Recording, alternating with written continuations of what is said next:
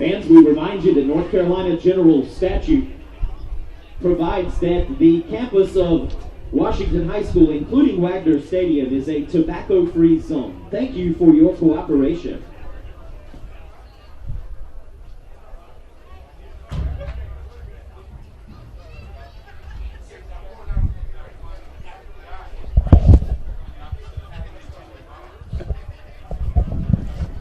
The North Carolina High School Athletic Association welcomes you to tonight's game, and we remind you that our initiative is sportsmanship. Together, we make the right call.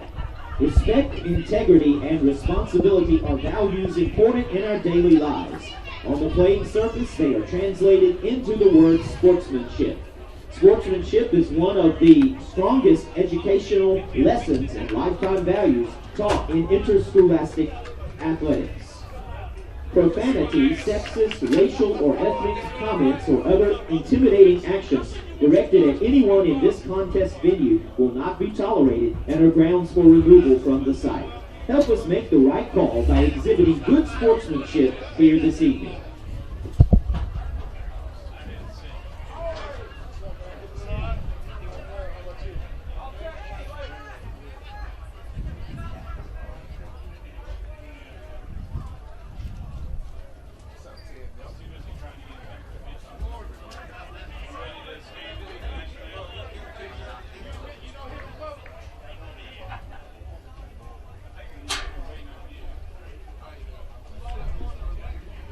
Ladies and gentlemen, the colors this evening are being presented by the Washington High School JROTC Army.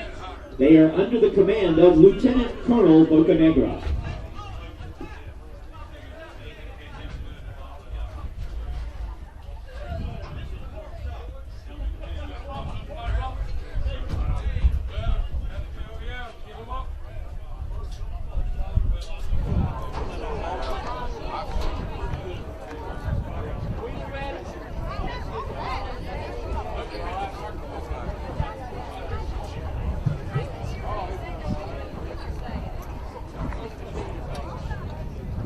Ladies and gentlemen, please rise as we honor America with the playing of our national anthem.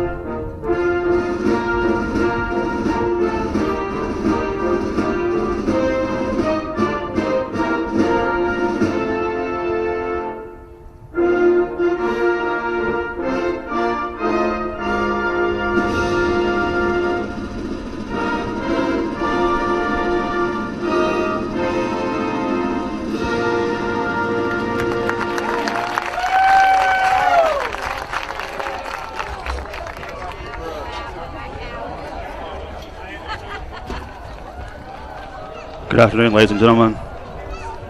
Thank you for streaming Big Sports TV tonight. It's an action-packed night of college or high school football here in Eastern NC. Springtime playoff football. Washington High School's athletics. We have an action-packed night of high school football here in Eastern North Carolina. We're bringing We're here tonight in Washington, D.C., bringing you the first round coverage of the Eastern Region Finals, or Eastern Region Playoffs against the Washington Pan-Pac and the South Granville Vikings. I think we're in for a pretty good game tonight, folks. The Pan-Pac is coming off a big win last week. They played against Kinston and won in overtime, 50-49. And this South Granville team is also coming over off a big blowout win against Granville Central.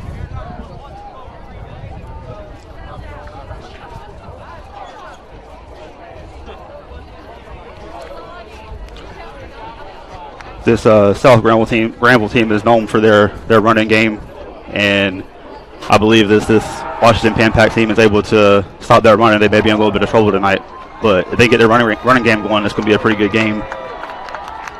Both teams have a pretty good running game. The Granville Central comes out of the North Carolina Conference 2A, and they came in second in their conference this season behind Roanoke Rapids. They finished 5-2. Washington football field is taking the team now.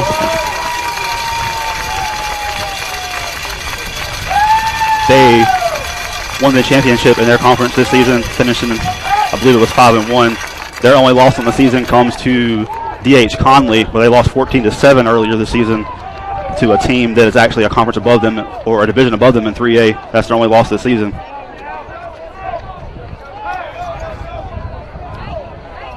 And this Pan-Pac team is probably going to have a bunch of momentum coming into the night because of that big win they had last week against Kinston.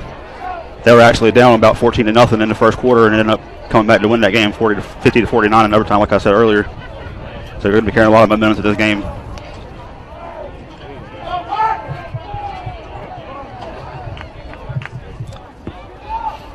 The Pan-Pac will be kicking off to start tonight's game. They will defend the North. Washington Pan-Pac is going to be kicking off to start tonight's game. South Granville will be receiving. They will defend the southeast goal here at Wagner Stadium. It's time for playoff football.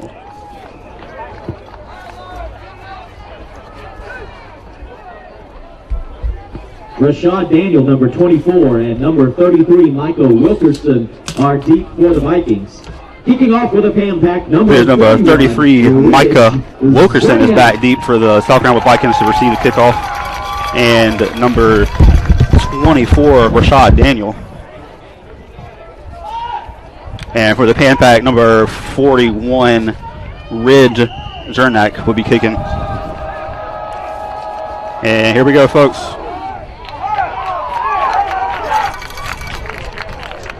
'24 Rashad Daniel with a return. He's out to the 20-yard line. He's still up. And Pan-Pac bring him down at about the 15-yard line. Number 24, Rashad Daniel on the return for the Vikings.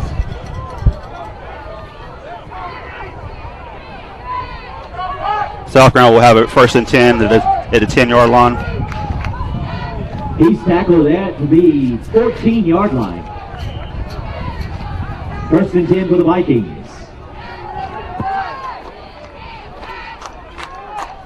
Correction, they'll have it 1st 10 at about the 14-yard line.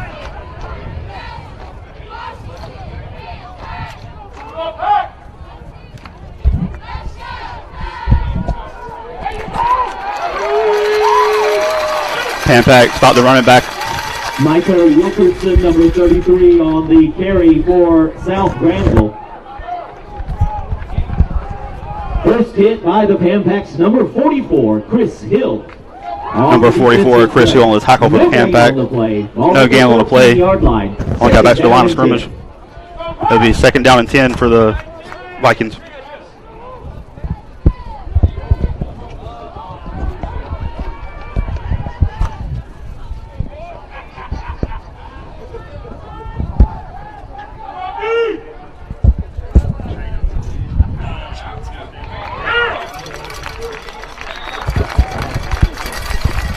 They run to South Granville, runs the ball again, and Pan-Pac brings them down to about the 20-yard line. Give the tackle to the Pan-Pac's number 15, Hayden Anderson. Gain of 6 yards on the play out to the 20-yard line. 3rd down and 4. Had a gain of 6 on the play out to the 20-yard line. It'll be 3rd down and 4 for the South Granville Vikings at the 20-yard line.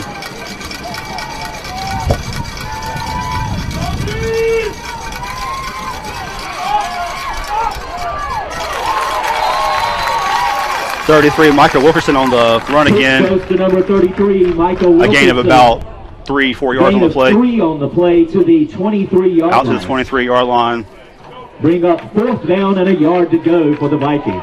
It'll be 4th down and a yard to go for the South Granville Vikings. 4 made the hit for the Pan-Pack. 4th down and 1. This would be a big stop right here if Pan-Pack can get this. Start the game off on their defense.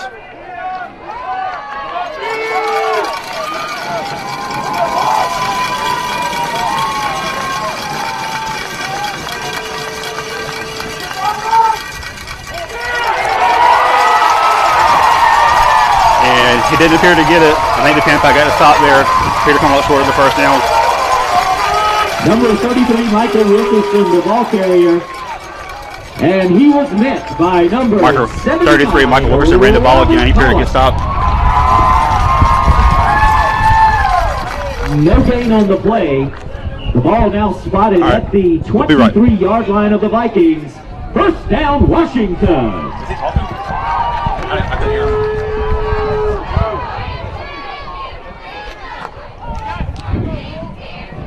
Okay, now 1st and 10 for the Washington Pan-Pack. Terry Moore getting the handoff, and he's going to fight forward for a gain of a few yards. And welcome, ladies and gentlemen. I'm Dylan Johnson jumping in here mid-drive on the broadcast. So welcome. Thanks for streaming with us on BigSportsTV.com. As we're here at Wagner Stadium, home of the Washington Pan-Pack for our opening round of the North Carolina State 2A playoffs. Washington and South Granville.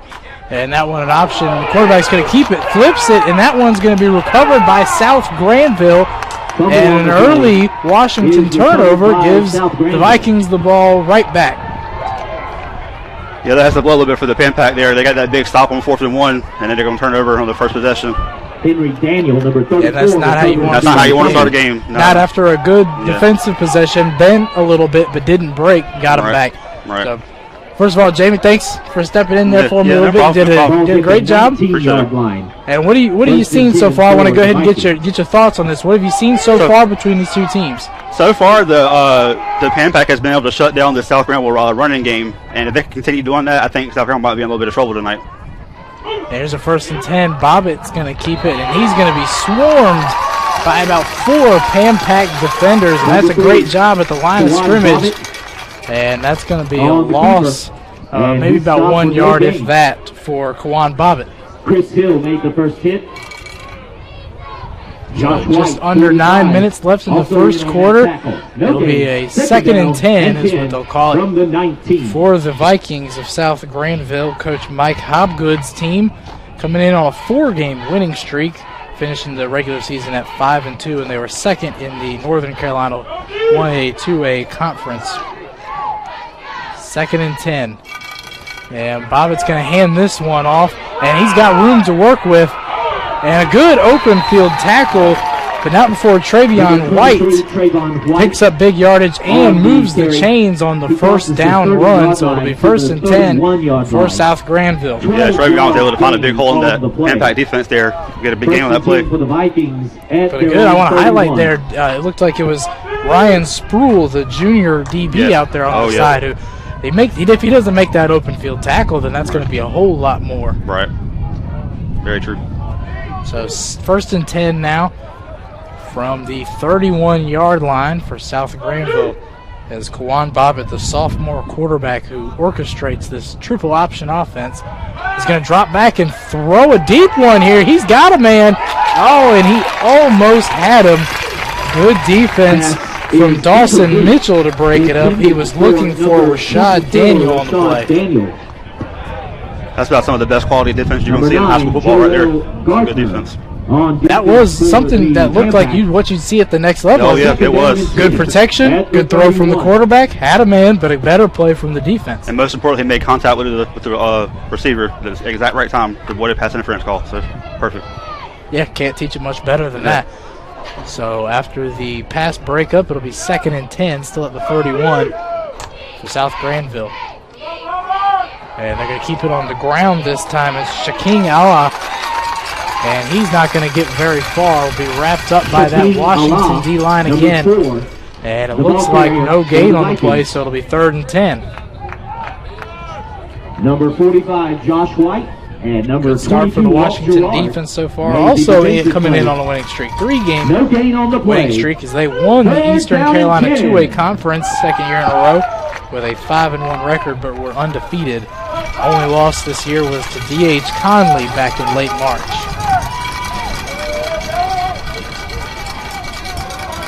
Third and 10, still at the 31-yard line. South Granville yet to move.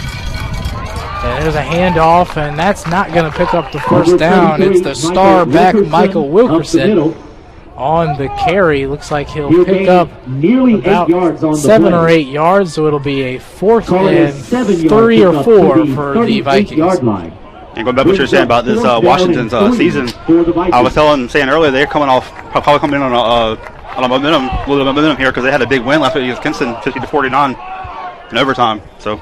Yeah, what a wild game that was to have Kinston going for the 2-point conversion for the win and to not get it on a bad snap. It was something. And there's the punt fielded at the 20. It's William Reed who's going to take it back, and he's going to get it out to the 34-yard line.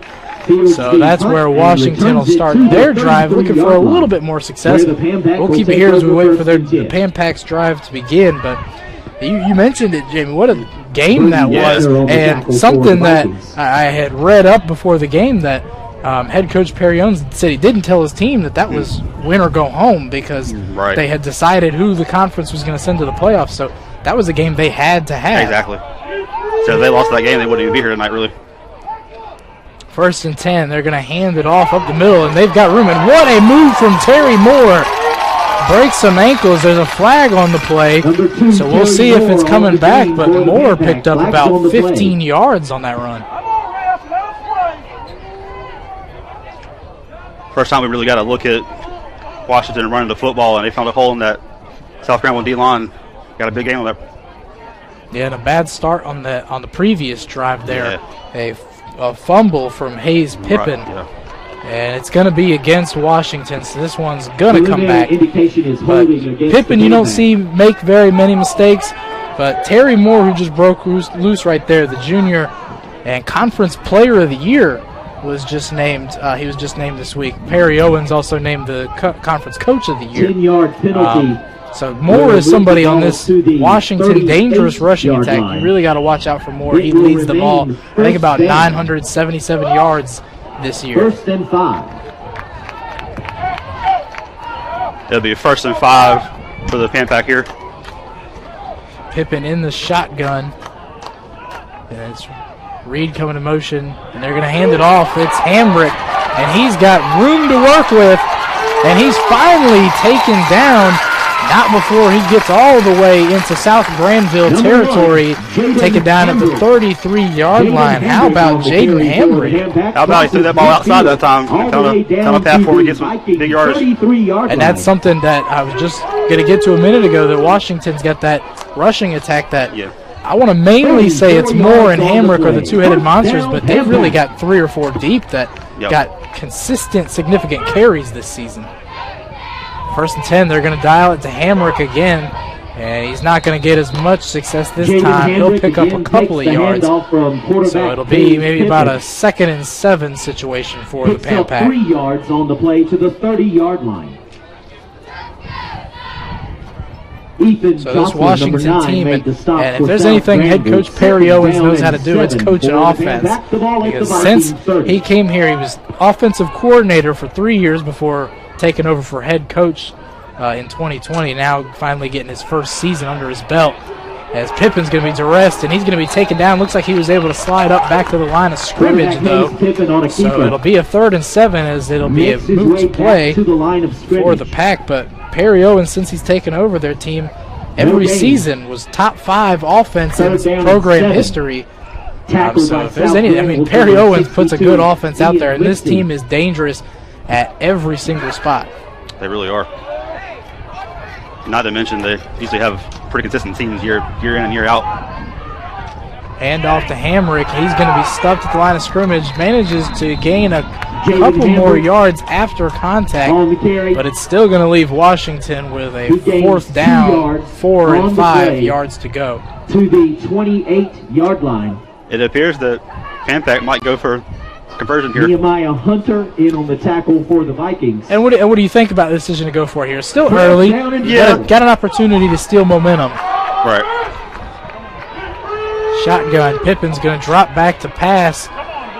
Steps up, and he's got a man wide open, and they convert the first down. Great pass from Hayes Pippen. He finds Messiah Ebron. The basketball player skies up and gets that one. So it takes Washington not only to the first down, but all the way inside the 10 to the 6. Definitely showing off his basketball skills there a little bit, showing his ups to get that one. Beautiful catch. Good job by Hayes Pippen there. Recognized the pressure coming and steps up in the pocket. The ball now spotted at the Viking 7-yard line. Like you said, it's probably going to be a big momentum swing for the Pan-Pac here. They can convert. If they can get on the board first here, exactly, that'll do a lot of wonders for the team that many would probably consider the favorite coming in as well. Pippen fakes him. He's going to run it in and falls forward. Touchdown, Washington Pan-Pac. We got a flag in the backfield, and refs indicating that it's going to be a hold. So not just yet. Hayes Pippen's touchdown will have to come off the board. Yeah, Washington so far hurting themselves with a couple penalties on this drive. Yeah, they've had a couple opportunities here to convert first downs and hurt themselves some penalties early on. Holding penalty will move the ball back. So that's going to back them up to the 16-yard line, making things a little bit more difficult for this offense, but nothing that they can't handle getting into the end zone. So it'll still be 1st and 10 after Hayes Pippen touchdown run is nullified. Pippen back in the shotgun. Hamrick in the backfield with him. Hamrick will get the carry. He's going to go off the right side and pick up maybe 2 or 3. Jaden Hamrick on Good job by South Granville. There might be a loose ball down there in the pile. Oh, South Granville players got it, and we'll see. And it is South Granville football. And wow, you want to talk about a change of momentum. I mean, you went from a touchdown run getting called off the board because of penalty, and then the next play another fumble, the second one in as many drives. Ball will be and just like that, South Granville 1st and 10 gets a kind of new sense of life here. And that's why those penalties can add up on you. If they wouldn't have called that holding penalty on that last drive, we'd be sitting at 7-0 right now. But now turns into a fumble. South Carolina's the ball back with a chance to score. Yeah, these are the kind of things Owens doesn't want to see when it was mistakes and turnovers that got him in such a big hole against Kinston last week. Right. Oh, and there's a fumbled snap by South Granville. The play is recovered by number 33. Bobbitt couldn't quite get a handle on it, but they will jump on it, and so it'll stay with the Vikings. But like I was saying a minute ago, what Perry Owens said, the reason they were down by more than 3 touchdowns and needed a wild comeback was because his team was playing sloppy to begin with. 2nd down and 13 for South Granville. Eventually turned into a positive that they were able to turn it around and get out of there with the victory. But in the playoffs, you don't want to leave much up to chance. Not at all. Because as we know, just about anything can happen in the playoffs. Absolutely. Bobbitt's going to keep it this time, and he's fighting a couple Washington defenders for falling forward. So he'll pick back up the yardage they lost on the first down fumble play. Looks like he'll get about to the 18-yard line, and it'll be a 3rd and 7 for the South Granville Vikings. 3rd down and 7. So 3rd and 7 coming up after the Bobbitt carry. He was big dual threat quarterback for him this year. They don't throw much in the option offense. Threw for 121 yards, but he ran for 387 and 8 scores on the season. And that one went about as bad as you could think, and they turn it right back over. So wow, the fumble by Ethan Jocelyn for the Vikings, and the Pan-Pac, but they were going to force it to 4th down anyway, but they'll take it. They take possession back over at the South Granville 16-yard line. So I can barely keep up with this. Yeah, Dylan, I bet both these coaches for the Pan Pack and the Vikings are both giving their players a mouthful right now for these turnovers. You can't make these mistakes. If I'm Perry Owens and Mike Hobgood, I'm taking my running backs on the sideline there, and I'm telling them, hey, man, do whatever you got to do, but hold on to the football. I know part of it's probably nerves, but in the playoffs, you got to hold on the balls like that. So first down and 10 for Washington as they get a little bit of a mulligan. Ball carrier up the middle. And a first down run isn't going to go anywhere for them Viking line. as they're stuffed at the line of scrimmage, so it'll be a 2nd and 10. So second down and both teams, despite the turnovers, their defenses, they're putting a lot of pressure on them, but they're both coming up to the task. Which is surprising because I was expecting this to be a little bit more of an offensive game, but so far it's proven me wrong. 2nd and 10. There's the pitch. It's Jaden Hamrick who cuts it up and will only get a couple of yards before finally being caught up with by the South Granville defense. Jaden Hamrick, number 1 on the gain of 1. It'll be 3rd and 9. And you're right. I mean, his offense, we all know about, Washington scoring 50 in their last game. Has averaged over 40 points per game this year, and South Granville put up 71 in their last game. So, as we sit here now, just over a minute left in the first quarter, and you wouldn't expect to be seeing a 0-0 game with a lot of mistakes, but here we are. And there's the 3rd down play. It's Terry Moore on the pitch. He's got room, and he's going to trot on into the end zone. No flags on the play, so this one's going to stay. Touchdown, Washington Pan Pack. I'll tell you, Terry Moore made that look a little too easy. Yeah, plenty of open room and space there. Run-ins on there, wide open. Just trotted right in. So I guess we said something right because the offense freed up a little bit there. Nice pitch play. And Conference Player of the Year, Terry Moore, trots on in for a 15-yard touchdown run, and it is eventually now the Washington Pan Pack who get on the board first. 41 red, and Zarniak would be in the attempted extra point. And extra point is good, so 7-0 Washington. And he knows something about extra points. Clutch one against Kinston, 14 seconds left in the game, send it to overtime. So Perry Owens' team can trust him. So 7-0 Washington. A minute left in the first quarter, and we thank you for streaming with us on BigSportsTV.com. Roanoke Connect provides internet service to its member owners. Visit RoanokeConnect.com and see when we will be in your area. Roanoke Electric Co-op is continuing to make great strides in closing the long-standing digital divide that exists in its service territory. The co-op is encouraging member owners who are interested in signing up for internet service to do so at RoanokeConnect.com. Want broadband internet? Roanoke Connect is here. Call 800-433-2236. That's 800-433-2236. And welcome back to BigSportsTV.com, our presentation of the North Carolina 2A state playoffs here at Washington High School as they lead 7-0 over South Granville. A minute left in our first quarter. South Granville takes the kick.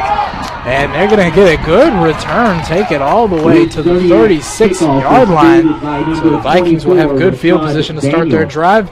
Big Sports TV and all of us here want to thank Roanoke Connect for sponsoring tonight's broadcast. Roanoke Connect provides internet service to its member owners, and you can always visit RoanokeConnect.com and see when we will be in your area.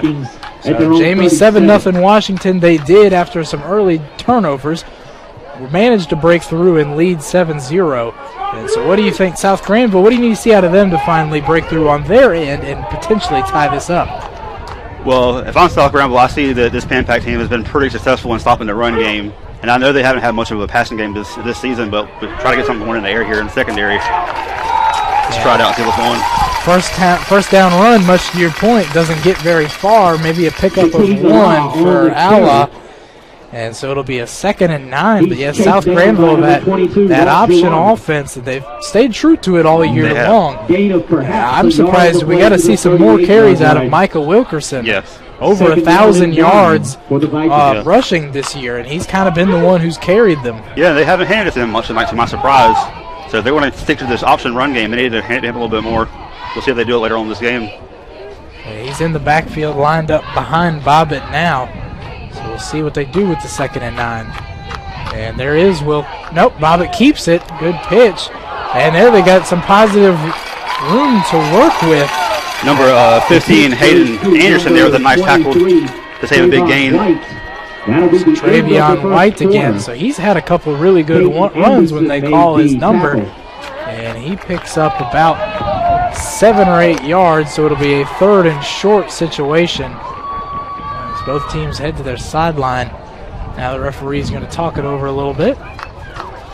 So far, Washington striking first in the first quarter as we come to the end of our first quarter. Washington leading 7-0. Terry Moore, the Eastern Carolina 2A Conference Player of the Year, getting things started with a 15-yard touchdown run off a pitch play. But other than that, it's been a whole lot of fumbling as Washington turned it over twice on back-to-back possessions, and South Granville gave it right back with a fumble of their own, which Washington capitalized on. So maybe after this 7-0 first quarter, we'll see a little bit more high scoring like we thought we would see. Right. I mean, this Washington team has only had one game all year. It was that loss to Conley, 14-7, where this offense, like I said, over 40 points per game, but that night they just didn't have it, couldn't figure it out. And keep in mind, Conley is also a division above Washington. They play in 3A, so that's a big part of that. It was a tough team, only non-conference matchup they played, and when they were in conference, they dominated handily. Only Kinston really gave them much of a scare on the season. But that's the only one. I did the math. You take away that D.H. Conley game, and their points per game is up to 48. So, I mean, this is an offense that works well. Here's Wilkerson getting the second quarter started, but he's got nowhere to go. Once again, there's Hayden Anderson joined by Walt Gerard, the leading tackler, combined to take down Michael Wilkerson. And so it'll be a no gain on the play. It'll be 2nd and 10. Yeah, Walt Gerard and Hayden Anderson are all over that one. From the 47. Yeah, I mean, Gerard's been all over everything for this Washington defense this year. Leads the team 64 tackles, 2 sacks. 12 of those tackles were for losses. So Walt Gerard, you'll see him a lot there from the linebacker position. So 2nd and 10. And this time it's going to be Travion White again, who once again is going to get up the middle for some room. That's a gain of about 8. So 3rd and 2 coming up. But Travion White, the 3 carries I've seen out of him, he's found room each time. Walt Gerard and Joel Gardner in on the tackle. He seems to be the one that's able to overpower this 3rd down and 2. Pan-Pac V-line a little bit for what I've seen so far. So maybe they can keep passing the ball to him a little bit.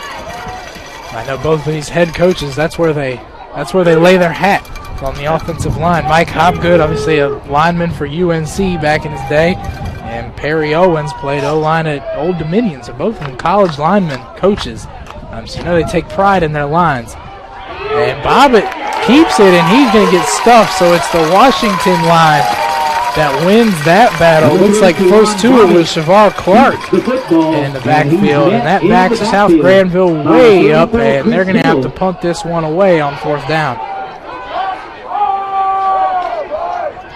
Loss of 3 on the play. Washington now stopping South Granville again, and they can get the ball back and score. They can have a chance to kind of space this one out in the early going. It's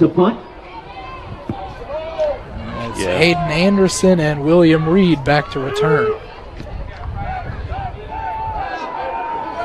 It's going to come down around the 17-yard line, and it'll be placed. Let's see where they spot it. Right at the 15, 16-yard line or so. So that's where Washington and Hayes Pippin will come out to start their drive after last time ended in a Terry Moore touchdown run. The ball was spotted at the 16-yard line for the Pan-Pac. 1st down, Washington. You see what the Pan-Pac offense have got coming here, and I don't see no reason to go away from the run after as well as it's worked. Exactly.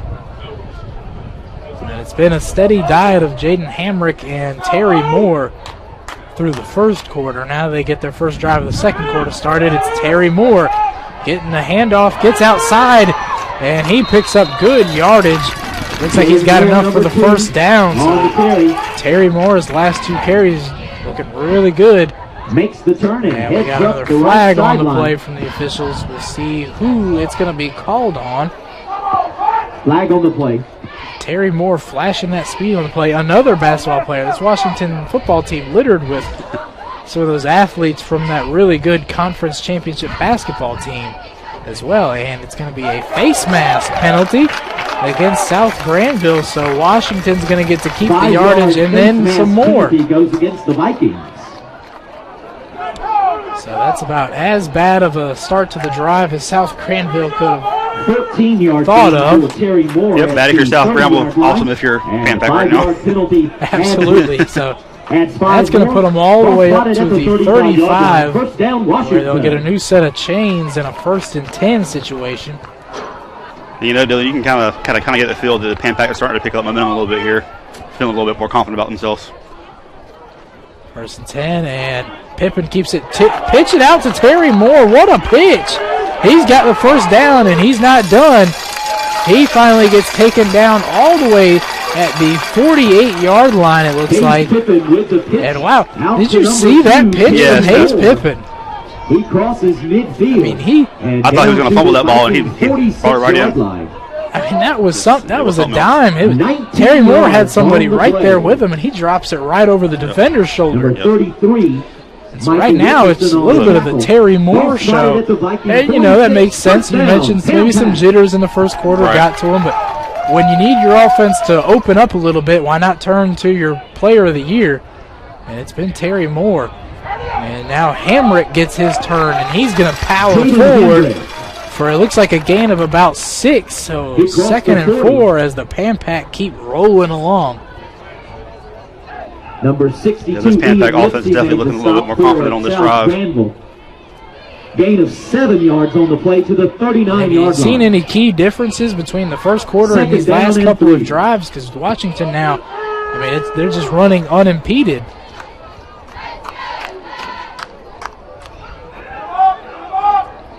There's Pippin, fakes the run. He tries to step up, but he's going to get taken out.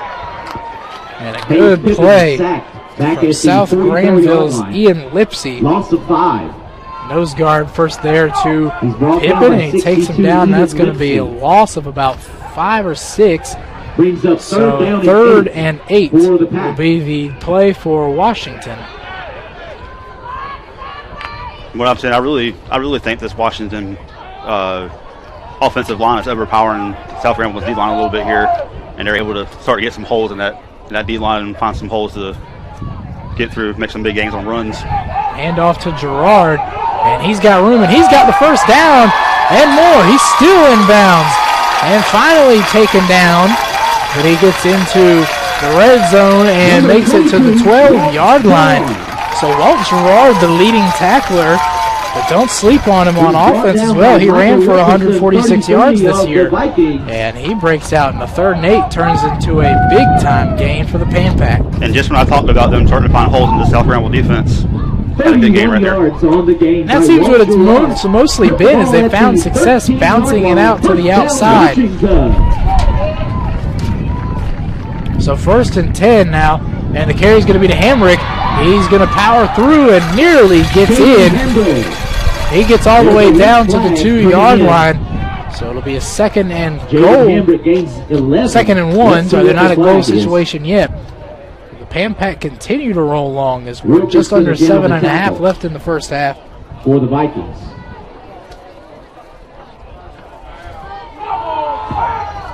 And of course, there, as soon as I mentioned, well, now we got a penalty flag. A personal foul against the Pan Pack. So the Pan Pack will have to come back, as they're going to lose the yardage just picked up by Hamrick there. Of course, as soon as I say something about them having success bouncing it outside, they say, well, just watch this. Right. Run Hamrick right up the middle. 15 yards. So it's like they're going to be pushed back 15 yards all the way to the 18-yard line. So now it'll be a 1st and maybe 14.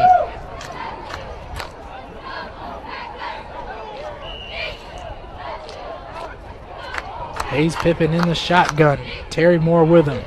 Gerard in motion. It's going to be Moore who gets the carry, and he's stuffed at the line of scrimmage. He'll actually lose a yard there.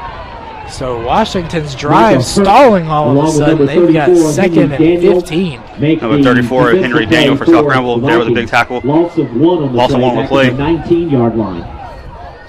2nd down and 16. So a rare play right there where Terry Moore unable to get loose for a big gain, but he was met by about 2 or 3 South Granville defenders as soon as he took the handoff. So 2nd and 15 now, about the 20-yard line. Pippen's going to drop back and throw. He rifles one, and he's got Hayden Anderson, who makes a nice falling catch, and that puts them back within the 5. They're at the 3-yard line. Number 15, Hayden Anderson. I'll tell you what, he made that catch in some traffic there. You had number 33 and 15 for South Granville right all over him. He was able to get in the middle there and pull that one in. Hayden Anderson, the leading receiver this year, 149 yards and 3 scores through the air to Anderson for the Pan Pack this year. So Washington trying to punch it in from within the 5, and they've got an official timeout. 6:40 left in the first half. We'll take a second for a break. We want to thank you for streaming with us on BigSportsTV.com.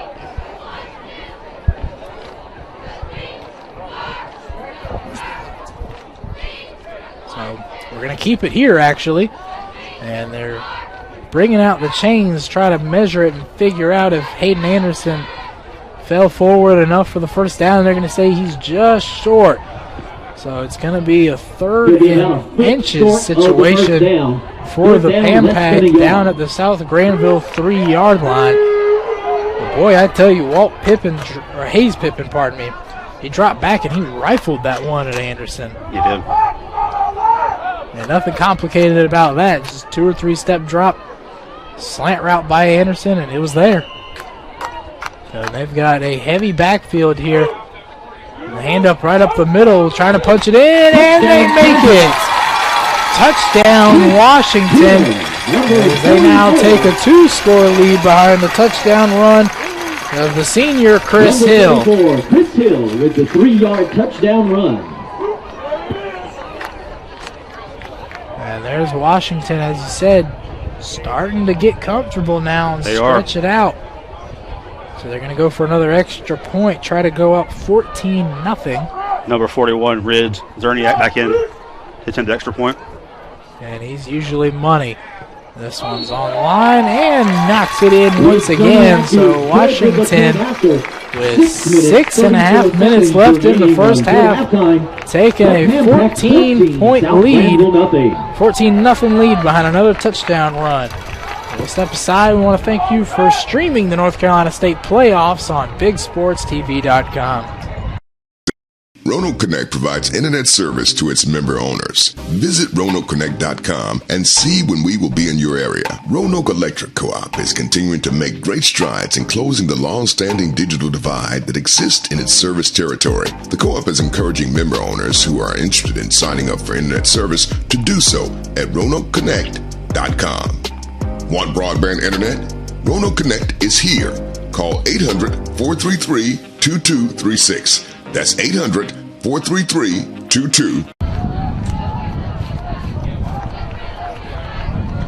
And welcome back to BigSportsTV.com, our North Carolina State football playoffs between the Washington Pan Pack and the South Granville Vikings opening things off. 2A state playoffs. Washington controlling it here in the first half. They struggled early, but they're getting into a rhythm now. Up 14-0 with 6.5. And they're going to get the ball back, it looks like. We'll wait to see what the official says. And yes, it's Washington football. As Hayden Anderson comes up with the football. And a nice little, pooch kick on the kickoff there, and it worked perfectly. South Granville, it looked like it was Noah Kilgore. They just let that one fall right through his hands. They're now saying that South Granville will recover the ball, and it's going back the other way.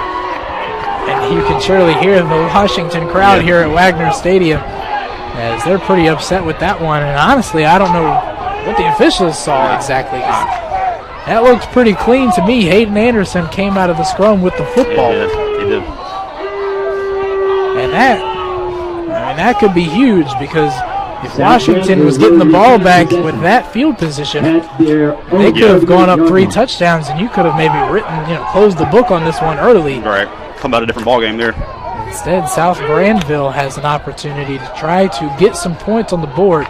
It's Michael Wilkerson now under center, stepping up, and he's just going to keep it himself and not get very far as he's swallowed by the defensive line. So no gain, 2nd and 10, but hey, we said maybe they needed to give more carries to Wilkerson, and why not just put the ball straight into the hands of your best player?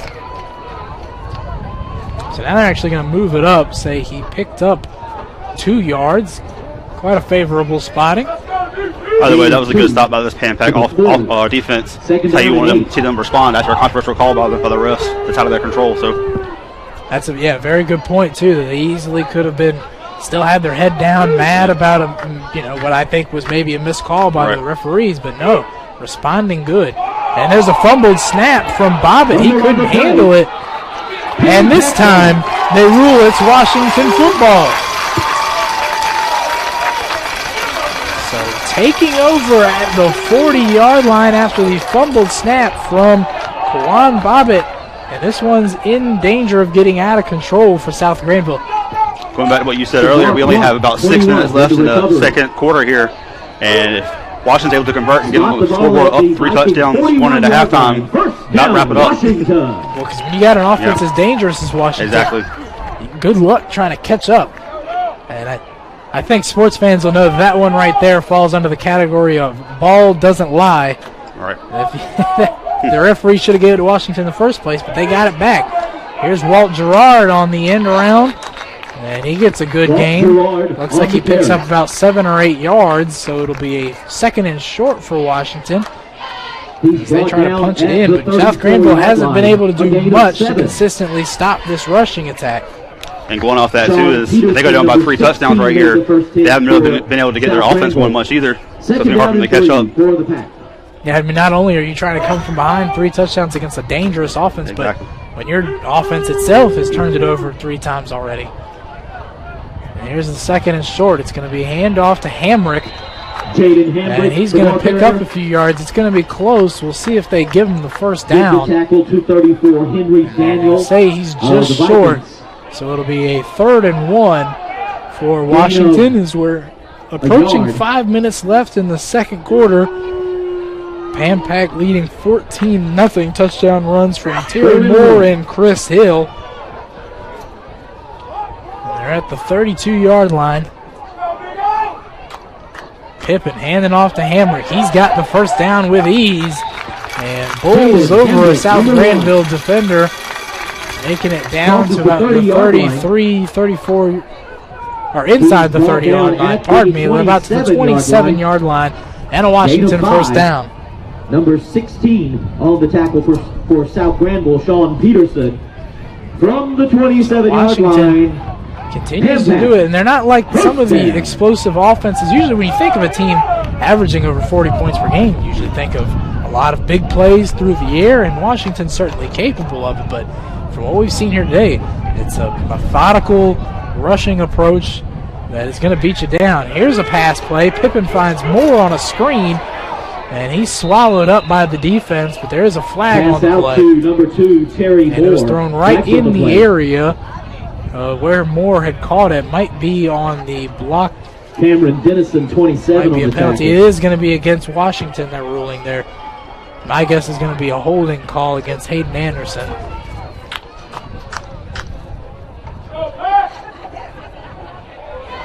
And yep, sure enough, it's going to be a hold against Washington, so that'll back them up 15 yards. They were trying to run a little bit of a, there's a screen to Moore, but Anderson was trying to set a little bit of a pick there, free him up, and referees, sideline judge standing right there, caught him. And so that's going to back Washington up to the 38-yard line. Those pesky penalties are haunting this Pan-Pack team again. It has all season, really. Yeah, really, that's, the fumble, the 2 fumbles, and then the penalties been the only thing, really, that stopped Washington. They beat themselves when it happens. Exactly. And there's handoffs to Terry Moore, who's going nowhere on that play. As South Granville's all over it. He's going to lose yardage. And a great stop from Nehemiah Hunter of the Vikings, one of their key defensive players. One of the leading tacklers, co-leading tackler. 42 tackles on the year, 3.5 sacks. So Hunter knows a thing or two about getting in the backfield.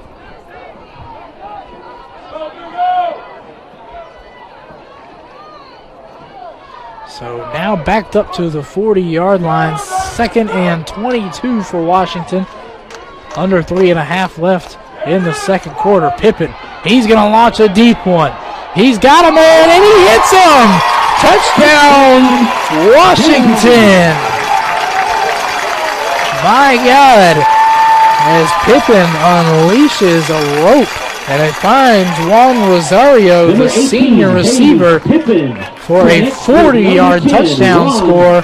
And Washington is running away with this one. 40-yard touchdown pass. That was a beautiful pass there by quarterback Pippen. Found Rosario, yet another basketball player on this football team, showing that speed off as he has man beat, but I can't say enough about the throw from Hayes Pippen. That one was where it absolutely had to be. Right on the money there. And the extra point, as usual, is good for the Pan Pack. So 3:13 left in the second quarter. This offense is on fire. They're leading 21-0. We'll be right back. Thank you for streaming with us on BigSportsTV.com. Roanoke Connect provides internet service to its member owners. Visit RoanokeConnect.com and see when we will be in your area. Roanoke Electric Co-op is continuing to make great strides in closing the long-standing digital divide that exists in its service territory. The co-op is encouraging member owners who are interested in signing up for internet service to do so at RoanokeConnect.com. Want broadband internet? Roanoke Connect is here. Call 800-433-2236. That's 800-433-2236.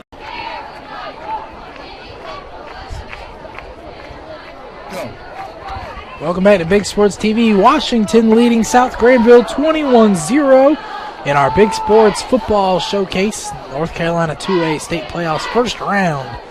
And we want to thank tonight Roanoke Electric Co-op, who's continuing to make great strides in closing the long-standing digital divide that exists in its service territory. They're encouraging member owners who are interested in signing up for internet service to do so and head to RoanokeConnect.com. I'm going to try another short kick here. This time, South Granville not going to mess around with it. It is Sean Peterson who fields it. And after the last time when they fumbled the kickoff, they're content to, or should have fumbled and lost possession, still got it back, but they're just content to take it at the 33-yard line and get their drive started. But man, does Kawan Bobbitt, Micah Wilkerson, and the entire Viking offense need to do something, and in a hurry. Exactly. If you're the Vikings offense here, you got to get out here and score on this drive. You do not want to go down to the locker room at halftime down 21-0. And it's going to be difficult. A run-heavy offense and not a lot of time to get 60-plus yards down the field. And that one handed off just in time, and it's going to pick up good yardage for the Vikings. Shaking Allah, who gets a gain of about 8 or 9. And it gets across to the 41-yard line there. But, man, Bobbitt was nearly taken out before he could even hand that ball off. 41-yard line. Gain of 8 on the play. Probably one of the best runs I've seen by this South Carolina offense tonight. 2nd down and 8 for the Vikings. Yeah, outside of Travion White, haven't had much success handing it off. So a 2nd and 2 after the 8-yard run for South Granville. Bring a man in motion. Bobbitt, he's going to drop back. He's going to throw deep. He has a man. And it's broken up. What a fantastic play. It's Ryan Sproul on the coverage yet again. That's the second big-time pass we've seen him break up. I thought South Granville was going to see your bomb, raise you another one. Yeah. I thought for sure he was going to roll that one in, but excellent defense there by the Pan Pack. And I guess maybe left it just a foot or two short. And, you know, in football, that makes a big difference. But great job by Sproul. 6-foot junior defensive back laying out to make the pass deflection. So it's going to keep South Granville to a 3rd and 2 situation. We'll see what they do after getting aggressive on 2nd down. They're going to keep it on the ground. Pitch to Wilkerson, who gets tripped up in the backfield. What a stop. It looks like it was Xavius Moore, the senior, who was the first one there to have made a shoestring stop in the backfield. But that's going to back South Granville up. They've got a 4th and 5. The Pampack calls timeout. That's their first. They will have 2 remaining. And Washington, Perry Owens going to take a timeout. Granville facing a 4th down. We'll keep it right here. 2 minutes and 12 seconds left in the 2nd quarter. And Washington leading 21-0. South Granville facing a 4th and, we're going to say 4th and 4 situation. We'll see here if the coach, Mike Hobgood, is going to get aggressive and go for it, or if he's going to punt this one away. But I don't know what you think, Jamie, but I don't really see that he has much choice. Yeah, I was going to say he doesn't have much choice here. He probably needs to go for it, but you still have 2 minutes on the clock, and the way this Pampack offense is going right now, if they're not able to convert, they're going to have pretty good field position. Maybe be able to convert another touchdown here before halftime, and that would be real trouble for South Granville here. We'll see. We'll see how it goes. These are one of those decisions from a coach that can make or break the game either way, and it looks like South Granville is going to play it safe and punt this one away. I have my hesitations about it as Washington's offense has been in the 2nd quarter, already put up 2 touchdowns. 2 minutes and 12 seconds is a lot of time. And he just gets the punt off. William Reed backing up is just going to let it be down at the 20-yard line. So that's where Hayes Pippin and the offense will come back out with 2 minutes and 2 seconds left in the first half. And they're going to have to get 80 yards down the field in a hurry, but not a problem after that Hayes Pippin pass we saw to Juan Rosario to end the last drive. So already up 3 touchdowns. And if they can get up 4 right before the half, then South Granville is in a lot of trouble in the second half. We'd have to see some kind of miraculous turnaround for anything to happen.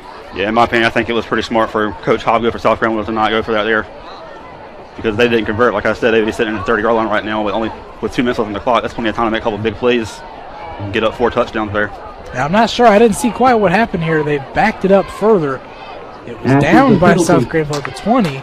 Pampack will be backed up to their 10-yard line. They get backed up 10 yards to the 10-yard line, so they'll start from their own 10. So they're going to have to go 90 yards in 2 minutes. So I'm not sure what happened that pushed them back 10 more yards, but nonetheless, here comes Pippin. Oh, they're going to go deep on the first play, and it's a big-time catch from Hayden Anderson once again. That's a huge gain. Gets him all the way to the 38, pickup of 28 yards. And right now, Hayes Pippin and the Pampack can do no wrong. I think South Granville also got away with something right there. They look like pass interference could have been called out to me. Yeah, we're going to see a lot of passes on this drive. Pippin in the shotgun. He's got 4 wide. Never mind, they're going to hand it off to Terry Moore. Breaks a couple tackles. Fights forward. Gets across midfield to the 51-yard line. And Washington will have a 2nd and 8. But now with a minute and a half and counting, it's not looking so crazy for Washington to get the rest of the way there and put up more points before the half. 2nd down and 2 for the Pampack. 2nd and 2, they're going to have to hurry. It definitely looks like Owens and Washington are going for it. They are. They're aggressive. They want to try and get those points up. It's a handoff to Moore again, who gets stopped at the line of scrimmage, but there is a flag on the play. Tackled by 62, Ian Lipsy. Yeah, I think Coach Perry Owens really wants to put this one to bed before halftime. Get a 4th touchdown. And that's going to be a big challenge to him now is a holding penalty. Back to the that's the 3rd or 4th holding penalty we've seen against Washington so far. So like you mentioned, flags and those early turnovers, those fumbles, and they've kind of overcome that now. But the flags continue to show its ugly head. Probably, I could say, the only thing Washington's done wrong in this first half. So that's going to back them up to the 36. Pippin now pitches it He's got Hamrick, who's got the first down and gets all the way, it looks like about the 45-yard line, into South Granville territory. So 57 seconds left as we get under a minute, but so much for the holding call as Washington picks it right back up on the next play.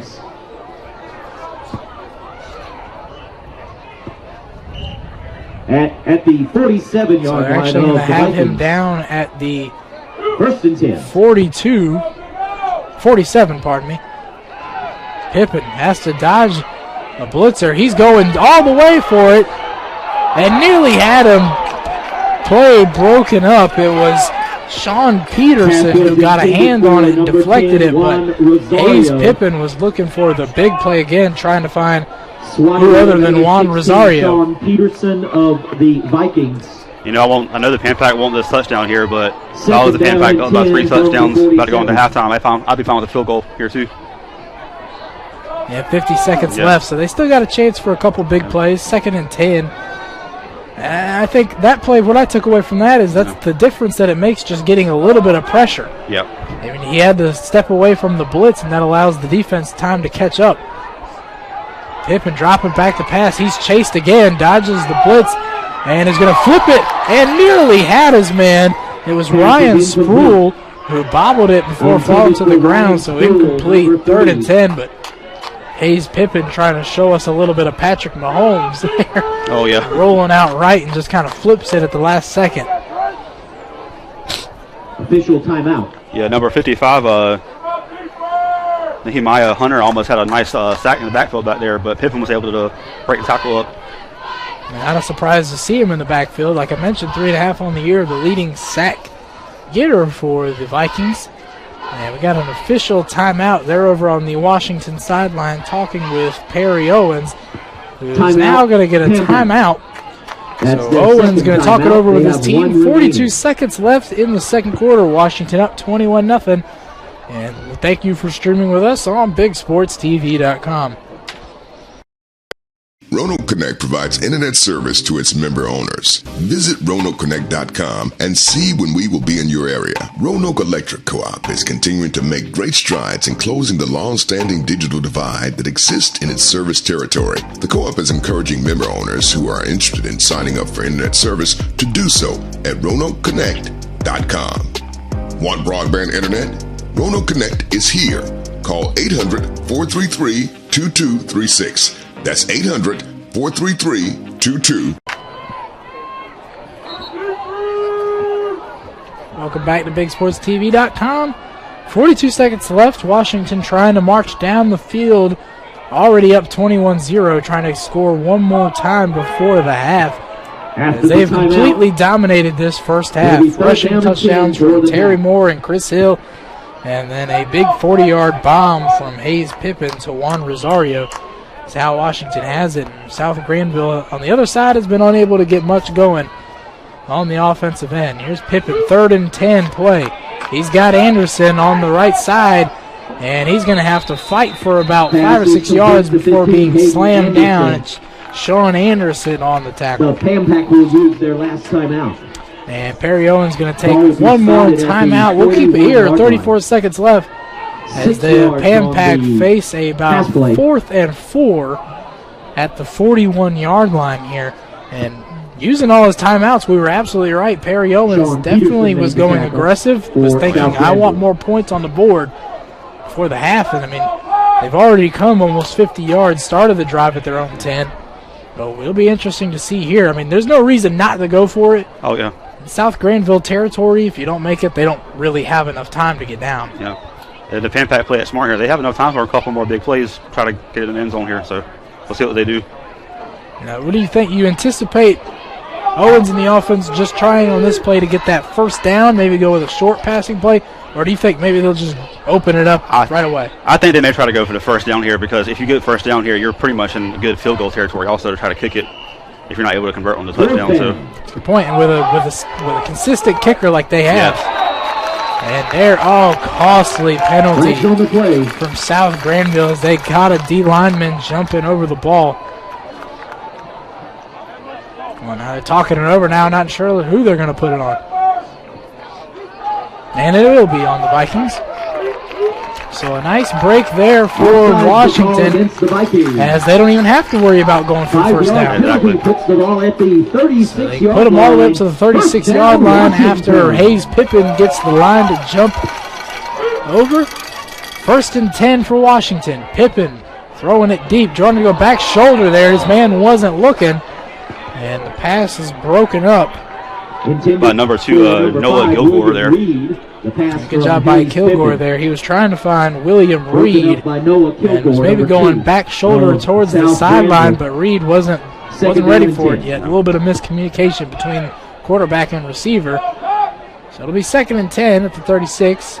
30 seconds left in our half as Washington still, they're pulling out all the stops. They're going to keep letting it loose until they get in that end zone or at least in field goal territory. Pippin now hands it off, and there's a big run from Terry Moore. He's all the way to the 21-yard line. We're a first down, Washington. And they're hurrying it up, trying to get up to the line of scrimmage ready. It looks like they're going to spike it. And they do. So that'll stop the clock with 21 seconds left. So a good job by the Washington offensive clock management right there. Oh, yeah. And they pick up the big 15-yard run from Terry Moore. And then clock it really fast. Good job by Hayes Pippin getting everybody in line and getting it clocked. So now from the 22-yard line, and with a couple more chances to go for the end zone, Pippin throws, got a man, and he's inside the 5. Nice catch, Messiah Ebron once again, and he's all the way down to the 3-yard line. Here comes the Pan Pack after the first down, running up, trying to get up to spot it. Well, they catch a little bit of a break. There'll be an official timeout. Injured South Granville Viking on the play, but Washington's offense right there. Once again, similar to what we saw with Hayden Anderson earlier. Just drop one step, throw, slant route, and Messiah Ebron let him do the rest. And these South Granville secondary has had a lot of trouble in this first half. There's been a lot of times where, Pippin just has guys with more than 5 yards separation by the time they're catching the ball. So walking off the field now, looks like it's the senior Jackson Irwin, defensive back for the Vikings. Good to see him walking off the field under his own power. Always nice to see an injured player walk off the field under their own power. And we'll hope to see him be all right and return to the field in the second half. After halftime, he'll surely be done for the last few plays here. Play was the Vikings' number 1, Jackson Irwin. So 4-yard line, first down for Washington. Pippin scrambling. He's got time, and he doesn't get rid of it. And he's going to be taken down for a sack, and the clock's going to run out. So what a lackluster end of the half. After driving it all the way from their 10, a sack ends the drive for Washington. But no need to worry. They controlled that first half all the way through. They lead 21-0 at the end of our first half. So we will step aside for the halftime break. We'll be right back before the start of the second half to catch you up on things and get ready for the second half of play between Washington and South Granville here in Washington, North Carolina. Thank you for streaming with us tonight on BigSportsTV.com.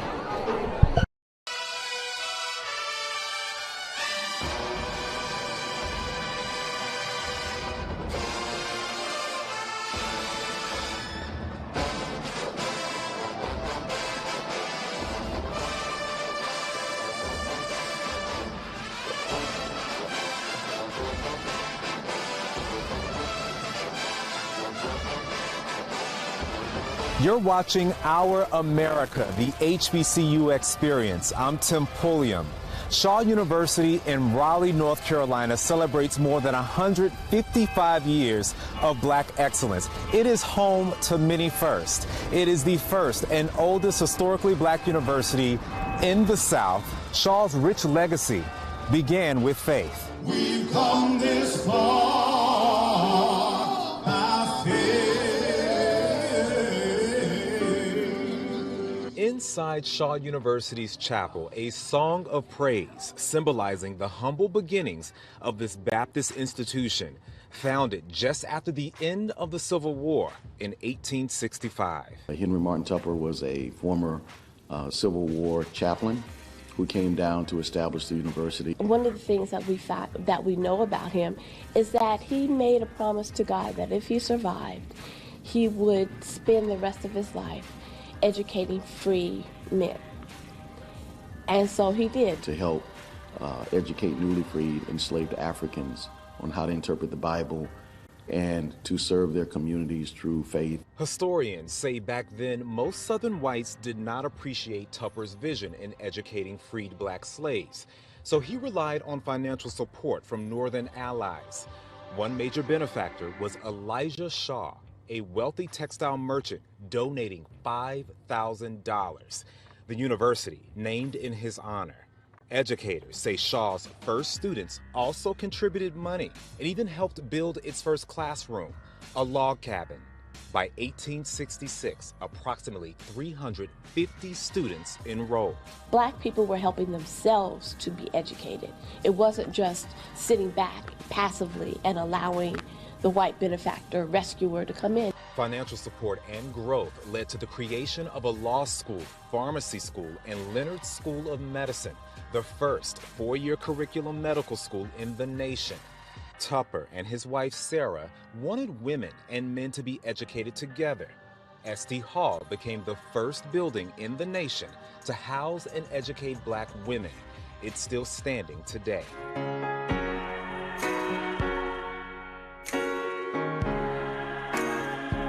You can't think of Shaw and not think of Ella Baker. Ella Baker, a valedictorian and 1927 graduate of Shaw University, was also an outspoken critic of Jim Crow laws that disenfranchised blacks. In 1960, she established SNCC, the Student Nonviolent Coordinating Committee on Shaw's campus. During that time, Dr. Martin Luther King visited Raleigh, meeting with Baker and the young members of the social justice group. SNCC's activism expanded across the South, organizing the sit-in movements and participating in the 1963 March on Washington. Dr. David Forbes, a 1962 graduate of Shaw, is one of the original members of SNCC under Baker's leadership. No SNCC, no Civil Rights Act, no Voting Rights Act, no Obama. It's just as clear as anything. So what we did as young college students was revolutionary in changing the condition of things in this nation. Every time I look at the mural of her that is on Blunt Street, and what it represents to me is strength and determination and resiliency. Because what she was fighting for, justice, is something that is ongoing, as we can see today. Through it all, ooh, I've learned to trust in Jesus, and I've learned to trust in God. Grammy award-winning gospel singer Shirley Caesar is another notable alum. In 1984, she graduated from Shaw University with a degree in business. Caesar, who was in her mid-40s at the time, says she put college on hold after high school to financially take care of her family as her music career skyrocketed. Shaw gave her a full scholarship. I was privileged to be able to go back to school, stayed there until I got my degree, and was able to even give back financially. According to the United Negro College Fund, North Carolina historically black colleges and universities generate $1.7 billion in total economic impact. And a North Carolina HBCU graduate working full-time over the course of their career can expect to earn $1 million in extra income, which is why HBCUs depend on alumni giving during homecoming. It is a big family reunion. It is the best way to put it. It is a family reunion. Auntie's frying the fish. Somebody has, the music is going. There's the line dancing. There's something going on every corner of the campus, and people are just coming back, getting together. Coronation ushers in homecoming. This ceremony is the official crowning of Shaw University's Royal Court. They serve as role models for the students, serving the community as school ambassadors. Our current queen is elegant, intelligent, beautiful inside and outside, and she represents the university very well. This year's queen is President Scholar, senior business major Beyonce Wilburn from California, also known as Queen Bee. It hits me a little differently now. It's a lot of responsibility, but it's allowed me to use myself as an asset and as a tool to other students. And I tell that to students all the time, like, you don't have to switch up who you are just because you're wearing a crown. You're a queen without it. And then there's Mr. Shaw University. He is awesome, y'all. Like, Jerome is just awesome. Jerome Boyce is the epitome of a young black man on an HBCU campus. Jerome Boyce is a senior computer science major from Barbados and is Shaw's 4th university king. He chose the HBCU experience after receiving encouragement from a relative. For Jerome, HBCUs are about staying connected to black culture and its diverse representation. What does that say to you internally? Oh, it says to me definitely that I can achieve, that there are people who have gone before me, and they are not only have they achieved, but they're willing to help me out as well. And that really helps me as a young black man. I'm just glad to serve the university that's given me so much. Shaw University helped Andre King fine-tune his life's purpose. The 2008 graduate received a scholarship to play for the university's band when he desperately needed financial support. A couple of years ago, Shaw recruited him to return as faculty and the director of the Platinum Sound Marching Band. Let's go! Let's go! Let's go! Hey, turn up! Turn up! And the way that we approach music at Shaw with a very funk and neo-soul type feel. It's fun. The moves are fun. I love doing it in the stands. I love doing it on the field. I love doing it on the yard. It's just awesome. In September 2020, Kamala Harris, then vice presidential nominee and fellow HBCU graduate, campaigned on Shaw's campus while bopping to the drumline's beat. Watching her clap and dance and really get into it was really pretty cool to watch.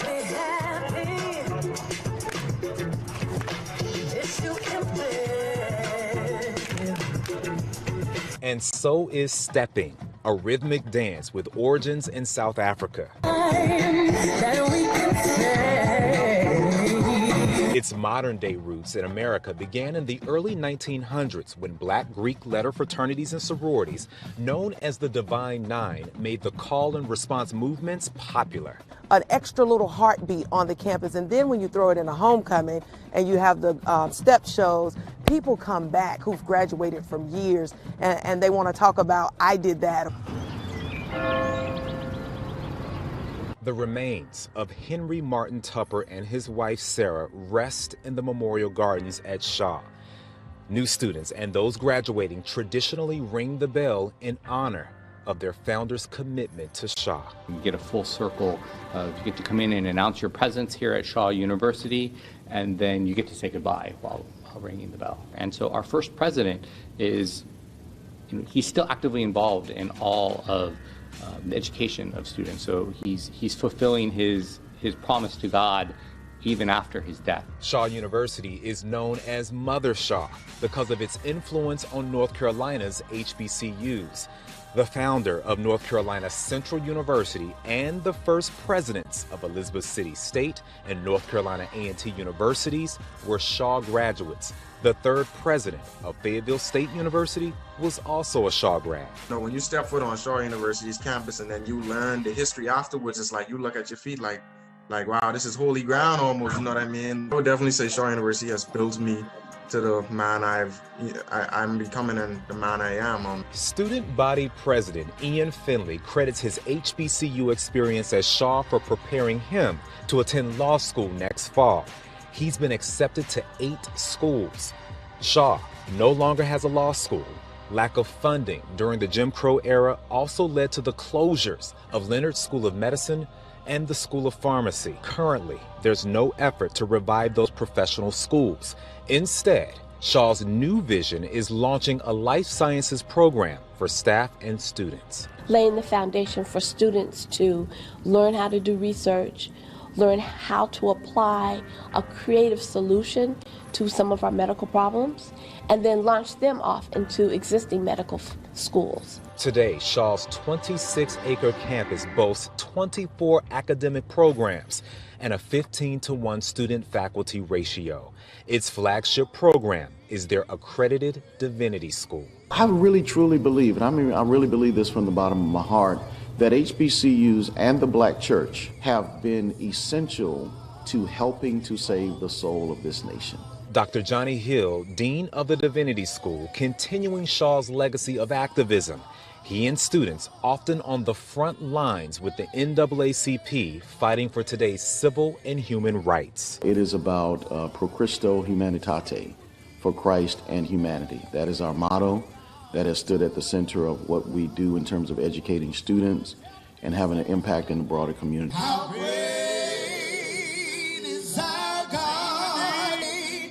Powered by one of Shaw University's founding principles, faith. This is Our America, the HBCU experience. Thank you for watching. I'm Tim Pulliam.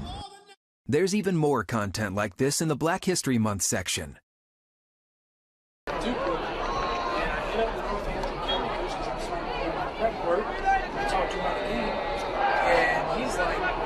Sorry, you guys can't stream with us.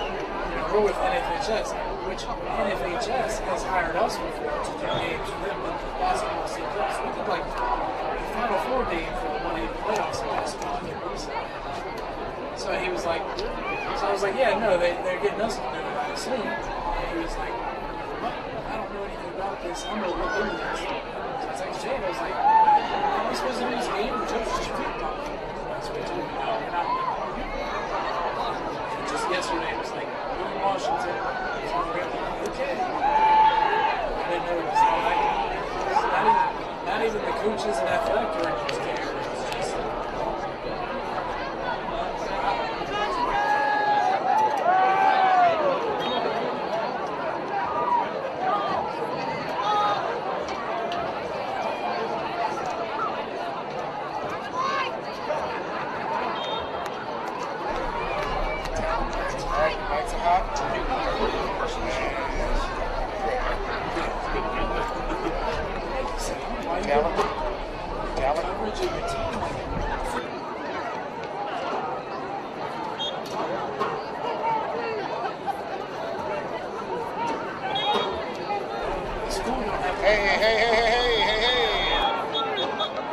Can y'all hear me up there?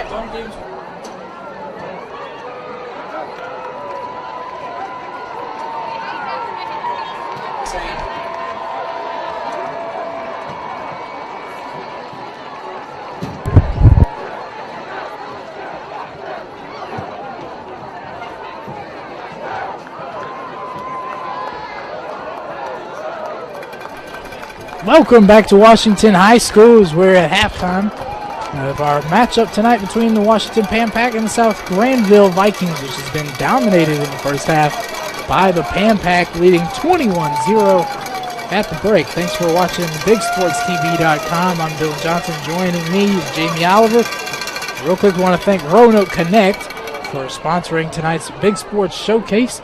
They provide internet service to their members, and you can always visit RoanokeConnect.com and see when they'll be in your area. But as I mentioned, complete domination by the Pan Pack in the first half. A couple of touchdown runs from Chris Hill and Terry Moore, the Conference Player of the Year. And the third touchdown, a big-time passing play, 40-yard touchdown from Hayes Pippin to Juan Rosario. So, Jamie, I mean, what did you see in that game other than obviously Washington dominated, but I mean, what were your thoughts in that first half action? You know, like you said, Washington came out and dominated, and even though they were making a few mistakes here, cost them penalties and some yardage, they were able to not take advantage of them, but still able to find some ways to rally and get some points on the board there. And they took advantage of some mistakes by South Granville on their defense. That's right, and both teams were off to a real slow start. I mean, Washington fumbled it away on the first two drives. South Granville's had another 3 or 4 turnovers of their own via fumble, but the Washington offense finally woke up late in the first quarter. So we'll see how the second half plays out. As that one, Gerard is just going to fall on the kick. And now if you're South Granville, you got to come out here and find a way to get your offense going and get some points on the board.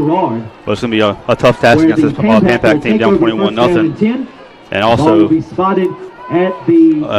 have to be able to stop this Pan-Pac offense, which is going to be an even harder task because they've been rolling this, especially in that second quarter there.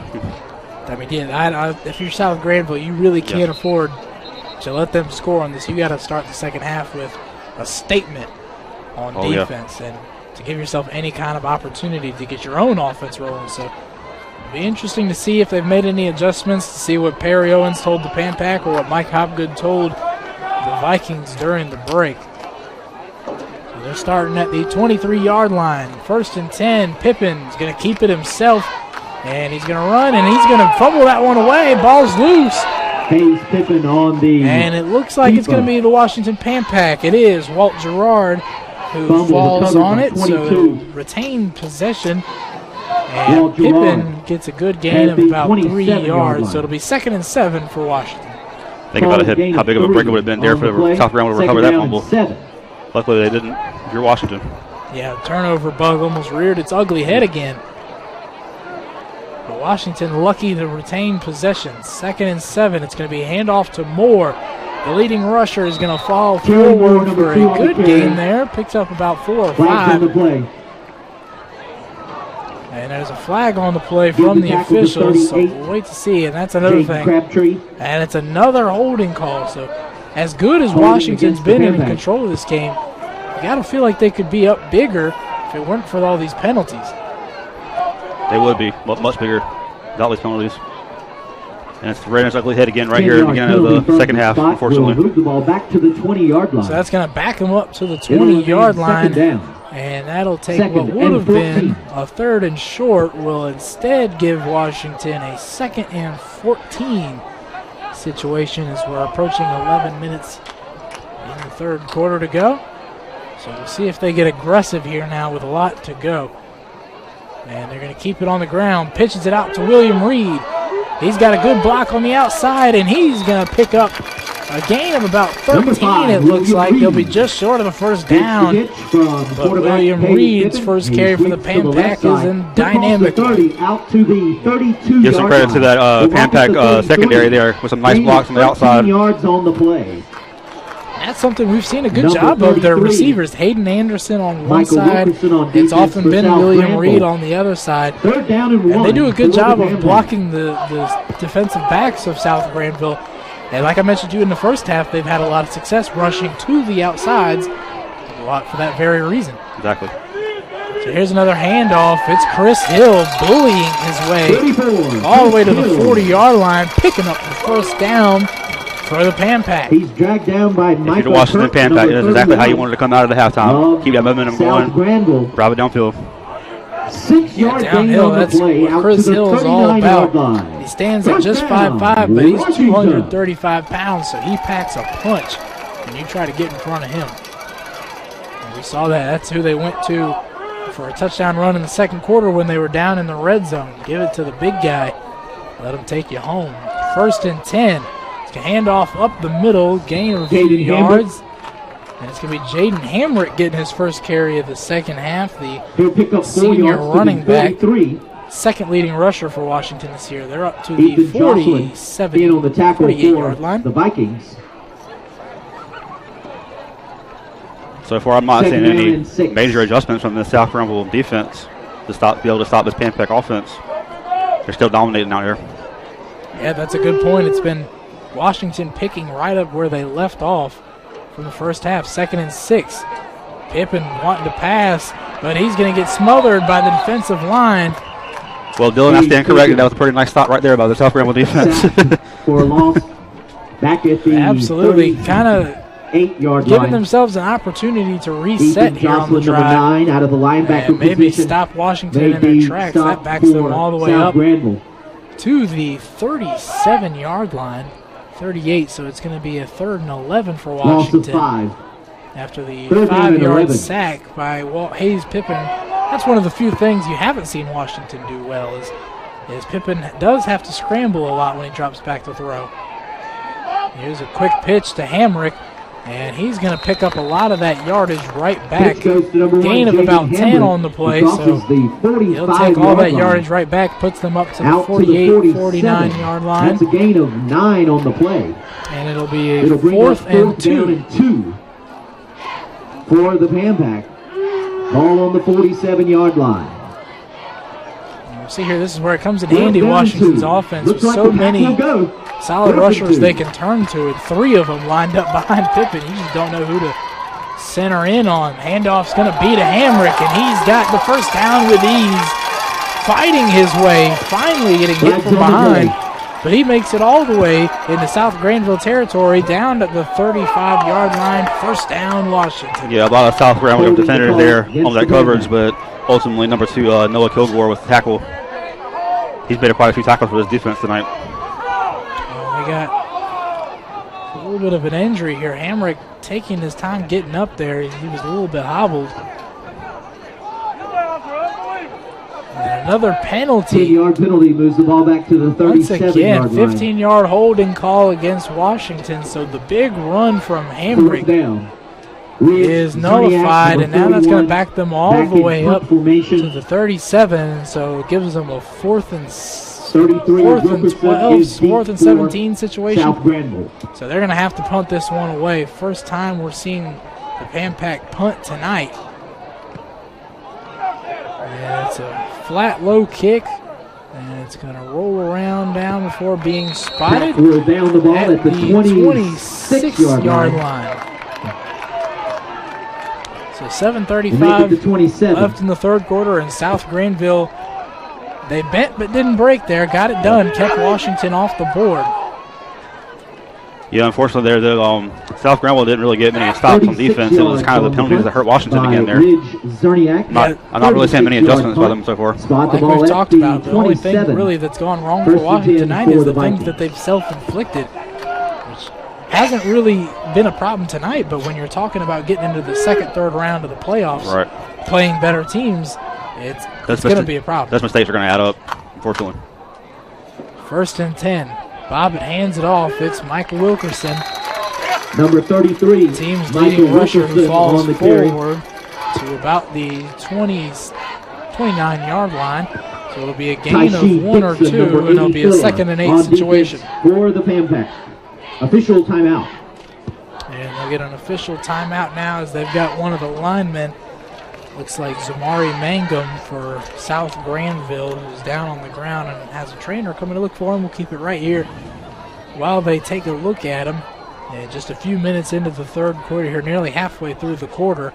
And that drive from Washington took a while, but their mistakes hurting them, like you said. The multiple holding penalties on the drive, nearly fumbled it away a couple times again. Number 64. But South Granville on offense here, they've got an opportunity to put themselves back in the ball game. And hey, if you're Coach Perry Owens right now, you don't mind some long drives taking time off the clock because you have such a big lead, clock management. And back to the mistakes in Washington, this has the feel of a game that should be a whole lot more than 21-0. Without all those penalties and slight mistakes, it'd be a lot different. So 2nd and 8 now. Bobbitt, and he's hit before he can even get, but he shovels it to Wilkerson. And what a Houdini play from Kwan Bobbitt right there. As Walt Gerard was in the backfield hitting him, and he just kind of flips it with his left hand. I think Houdini is the correct term for that. Absolutely. So actually turned into a positive for them. They'll have a 3rd and 3 now from the 34-yard line. Tackled by Shabar Clark and Hayden Anderson. I got to say, though, that almost worries you for South Granville. It was a great job by Bobbitt, but the fact that Gerard's able to even get in the backfield before you can make a simple handoff. Exactly. So 3rd and 3. Bobbitt hands it off right up the middle, and that play is going nowhere as the Washington defensive line stops them at the line of scrimmage. And South Granville quickly facing Anderson, number 15, led the charge for the Pan Pack defense. And Not seeing the punt team come on the field here. Mike Hobgood is deciding maybe now's the time he's going to have to get a little bit more aggressive. Yeah, unfortunately, they're going to have to take chances here and get aggressive. Get back in the ball game. Hear the Washington crowd. A refreshing sound in this COVID high school spring football season. So here on a clutch 4th and 3 situation, you hear the crowd getting behind the defense a little bit. It is definitely refreshing to see this nice crowd out here tonight. Timeout, South And Granville. 4th and 3 is going to have to wait a little bit. We're getting a timeout, South Granville. Mike Hobgood going to talk it over with his guys. 5:27 left in the third quarter. We'll take a quick break. When we come back, 4th and 3. Thanks for streaming with us on BigSportsTV.com.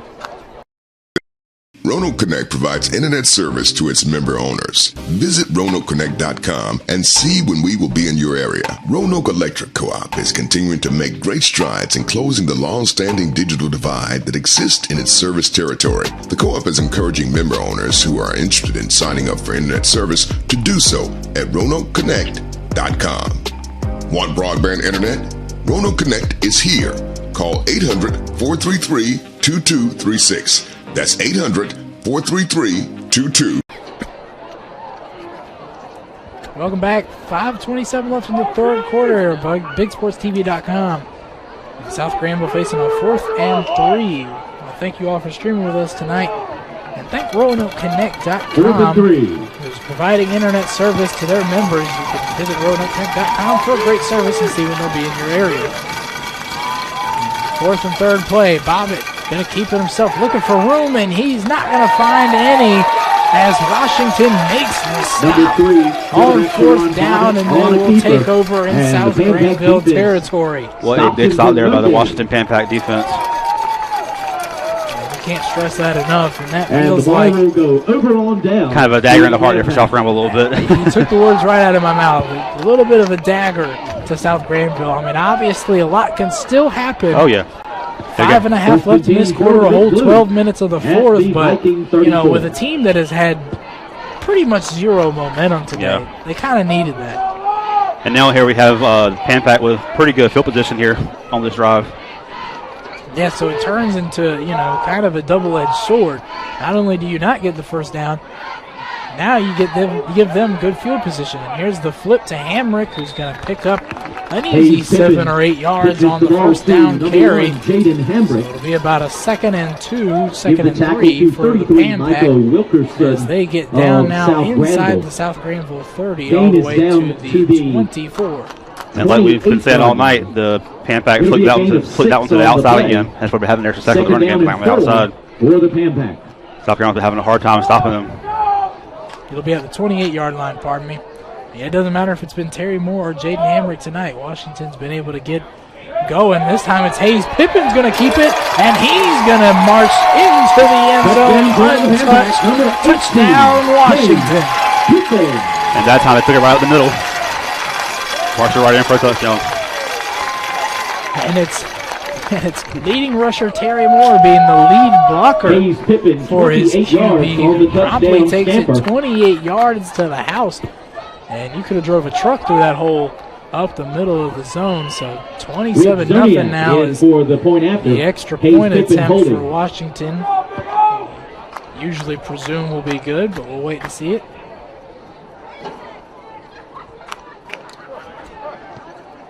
Good hold from Pippin, and kick is up and good. So Washington now up 28-0 after the Hayes Pippin 28-yard touchdown run. And they are absolutely running away with this one. 4:39 left in the third quarter. We'll take a quick break. Thanks for streaming with us on BigSportsTV.com.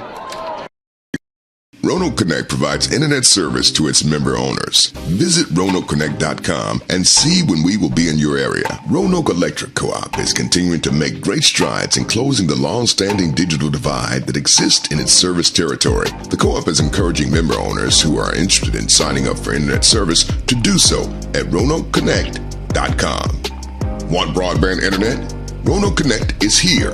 Call 800-433-2236. That's 800-433-2236.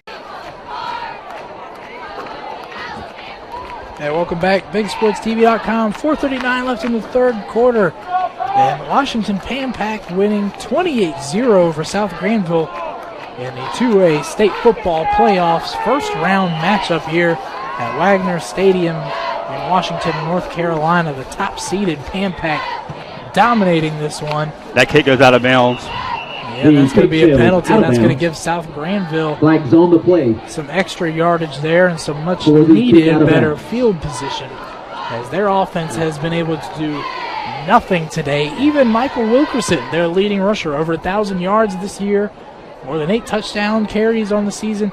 Even Wilkerson hasn't been able to find any room, and I'm going to say it's a testament to this Washington Pan Pac defense. They found a way to stop him tonight. They sure have. And you say they've rebounded quickly from that 49 points given up to Kinston. Most definitely. In their last time out. 1st and 10 for the Vikings. So it's going to be a 1st and 10. Drive's going to start at the 35 for South Granville. And they need a score in this drive in the worst kind of way. Kwan Bobbitt under center again. He's going to drop back, rolls right, looking to throw. Got a man, throws out of bounds. He was looking for Travion White. Throw sails out of bounds. And South Granville will be stuck with 2nd and 10. It was intended for number 23, Trayvon White.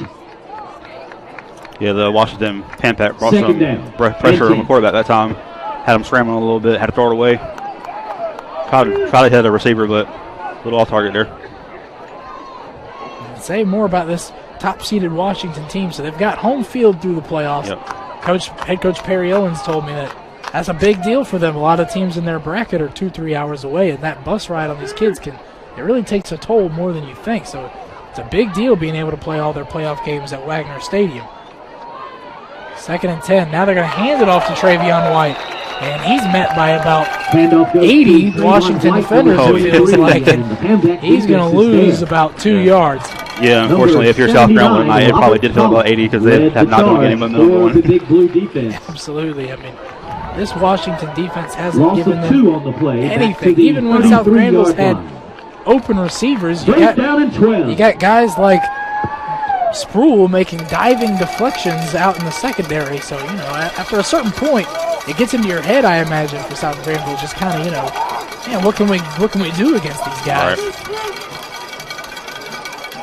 3rd and 12. Bobbitt, he's going to have to drop back to pass, dodging the blitz, and he manages to escape, and he's going to go for it. And he's close, runs out of bounds around the 45. We'll see where the referees decide to spot him. He was right around that first down marker. Yeah. He may pick up the first down there. And they'll give it to him. First down, South Granville. How about Kawan Bobbitt ducking a couple would-be sacks and manages to scramble out for the gain of 12 yards. Gets to midfield, and South Granville needed that desperately. 1st and 10, South Granville. Let's see if they can get something going here after that. A little bit of momentum. Pan Pac timeout. Washington call a timeout. Washington Pan Pac timeout will stay here. 3:39 left in the third quarter. The top seed Pan Pac are dominating 21-0. South Granville trying to get something going. Their dual threat quarterback Bobbitt there with a nice carry. But it has been nothing but the Pan Pac in this one. And, a little bit different with the offense, sure, is rolling, but a lot of penalties holding them back. Yeah. The defense has been nothing shy of dominant. Yes. And, we kind of expected, you said before the game, you expected a high-scoring affair. I mean, we're talking about one team, South Granville, coming in after putting up 71 points their last time out over Granville Central, and Washington averaging over 40 a game, put up 50 on a Kinston team, and this shocked me this week, a Kinston team that hadn't been scored on all year long, had pitched 6, had picked 6 shutouts until the last game of the season. And then Washington puts up 50 on them. And that's absolutely insane to me. And that just goes to show how much of a juggernaut offense Perry Owens has brought here to Washington, North Carolina. Yeah, and going off of that, if the Pan Pac can keep this dominant defense going like they're playing tonight to the rest of the playoffs, they may be in pretty good position here. Absolutely. This is about the best I've seen their defense look all season just about Bobbitt on tonight. a keeper, number Bobbitt 3. just pick the up quarterback. 2 there on the quarterback keeper, so it'll be 2nd and 8. Shabar Clark, But number absolutely, 21. you talk about teams that made go the deep first in the hit playoffs on or win defensive championships. effort You can't by the be Pan-Pac, gain of 2 yards. one-dimensional. You can't be great TD offense, bad 47. defense, or a great defense and bad offense. 2nd down You and get 8. to this level in the playoffs and deeper into the playoffs, you have to excel on both sides of the ball. So this is the kind of Washington defense that they're going to have to see if they want to move into the 2nd, 3rd, 4th round and beyond. 2nd and 8. Bobbitt fumbles the snap. And there's a pile on. It looks like Washington picks it up. And another turnover. It's Xavius Moore, the senior, who comes out of the scrum with the football. And just when you think South Granville's got something going to them, they get another dagger. Yeah, I hate to say it, but if you're South Granville, it's kind of hard not to hang your head a little bit if stuff like that keeps happening to you. Just some bad luck for them tonight, And apparently. the officials spotting the ball at the Viking 49-yard line. Spotted at the 49 where Washington will take over. But if you're Mike Hobgood, Coach, you got, I don't know what you tell your guys to keep them in this football game. 3 minutes left in the 3rd quarter, down 4 scores, and they can do no wrong. And Terry Moore is going to break out a big one. Moore all the way down inside the 20-yard line. And just like that, Washington can hit you for 30 yards at any time. Again, give credit to that Pan-Pac secondary. Get some nice blocks on the outside there. 33, Michael Wilkerson. Big gain on the play. Forces him out of bounds at the 17-yard line. It was Michael Wilkerson who pushed him out of bounds. Not for Terry Moore. Got all the way down to the 17-yard line. And that's a drive starter if I've ever seen one. 32 yards on the play. 1st and 10 now. Pippen's going to keep it. He's looking to throw. And he's throwing for Gerard and nearly had him. Nice back shoulder throw from him, but Gerard unable to adjust in time, so Washington will face a 2nd and 10. I think they had a slight miscommunication there, unfortunately, through the Brings other side. up What he was 2nd down expecting. and 10 from the 17. I'm impressed from Hayes Pippen even being able to make that throw. You don't see Oh, yeah, for sure. a lot of high school quarterbacks be able to have the kind of awareness to see where the DB is playing him and lead the receiver with his throw. You make a very good point there. A lot of high school quarterbacks are scared to throw into heavy traffic, and he's definitely done some throws like that tonight. 2nd and 10 now. It's going to be Moore again on the carry, and this time he's going to be stuffed at the line of scrimmage. Another There's flag a in the interior on the play, line. but a good job from Chris Garrett, senior defensive Stop made by lineman, 32, Chris stopping Garrett. Moore in the backfield. And it's another penalty against the Pan-Pac. Washington Pan-Pac. How many times have we said that tonight? Pretty much assume every time the ref throws a flag down, it's going to be against Washington.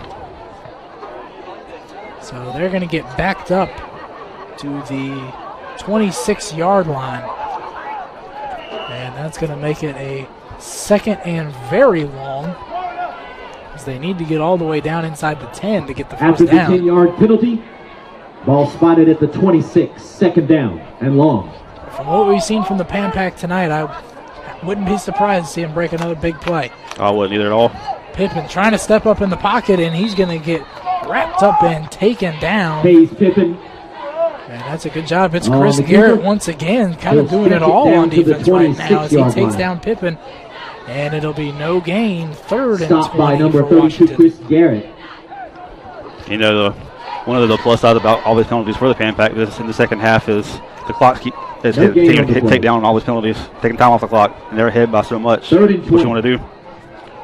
Yeah, if you're Washington, under 2 minutes left in the 3rd quarter now, South Granville would have to pull off some kind of miracle to have enough time. So, Washington firmly in the driver's seat, looking poised to take this first-round playoff matchup.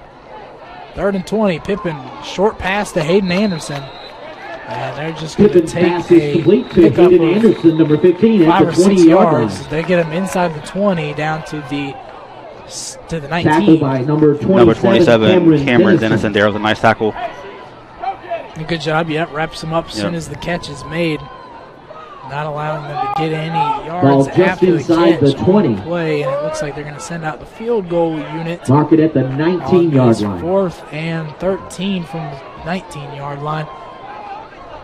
So This will be a 37-yard field goal attempt by field Ridge goal Zerniak. attempt coming up for Ridge Zerniak. their sure-footed kicker who has come through for them time and time again. Good hold. Kicks up, and it's blocked. Scrambling for it, and it gets down into the end zone there, and it's going to be a touchback. Field goal attempt is blocked. And wow, we'll play South Granville finally showing something here. Great special teams play. But no, going back to your whole Ridge Zerniak being the kicker for this Pan-Pac team, a lot of these Eastern NC football teams are not known for their kickers and special teams, and this Washington team has about one of the best special teams and kickers in the area, in my opinion, what I've seen. So it's been pretty consistent for them all season. That's a great point you make. Yeah. Most of the teams you'll find really at the high After school the level, but touchback, especially the ball around will here, go out to the go 20-yard for line. two First and every 10 single time. South Granville. So to find a team that goes to their kicker, trusts their kicker, and goes to him consistently, and like we kind of alluded to earlier, the kick against Kinston after they tied the game or scored a touchdown to be within one in the final minute, and with 14 seconds left, knocking down the extra point to go into overtime with the playoffs on the line. Not a lot of high school kickers, confidently step out there and do that, or their coach trusts them to do that. So 1st and 10 for South Granville now. They're going to throw, and Bobbitt just throws that one away. It's going to be scooped and scored. The referees are saying incomplete pass. And this Washington Pan-Pac crowd is not happy about that call, as you can probably hear. And they're discussing it now. Still a chance to overturn. Nope, incomplete pass. And I'm sorry. That's a horrible. That was a horrible call. That was a terrible call. That's missed. I mean, Kawan Bobbitt drops back, and the ball clearly comes out of his hand wrong. I mean, he didn't have a good handle on it, but he throws that one behind the line of scrimmage, throws it backwards, and throws it directly into the ground. I mean, I don't know how much more of a loose ball that could be. So Washington robbed out of a scoop and score touchdown there. And South Granville giving a mulligan. Michael Wilkerson on the carry. He's got the first down, hurdling defenders, and finally getting taken down out of bounds, but he gets all the way to the 39-yard line. So South Granville on the carry, moving the chains on a big-time run right there. Shabar Clark there to push him out of bounds for the Pan-Pac. Shaking Allah on the carry, not Michael Wilkerson. So finally South Granville, who had only a few flashes of good carries in the first half. That's really the first time in this third quarter that you've seen a good play out of there. Yeah.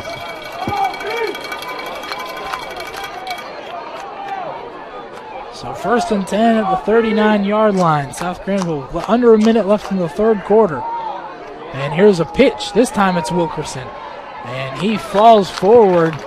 The head of steam gets a couple of yards, so it'll be a 2nd and 8. But yet again, this Pan-Pac defense has been all over Wilkerson tonight. They have answered everything he's been trying to do tonight.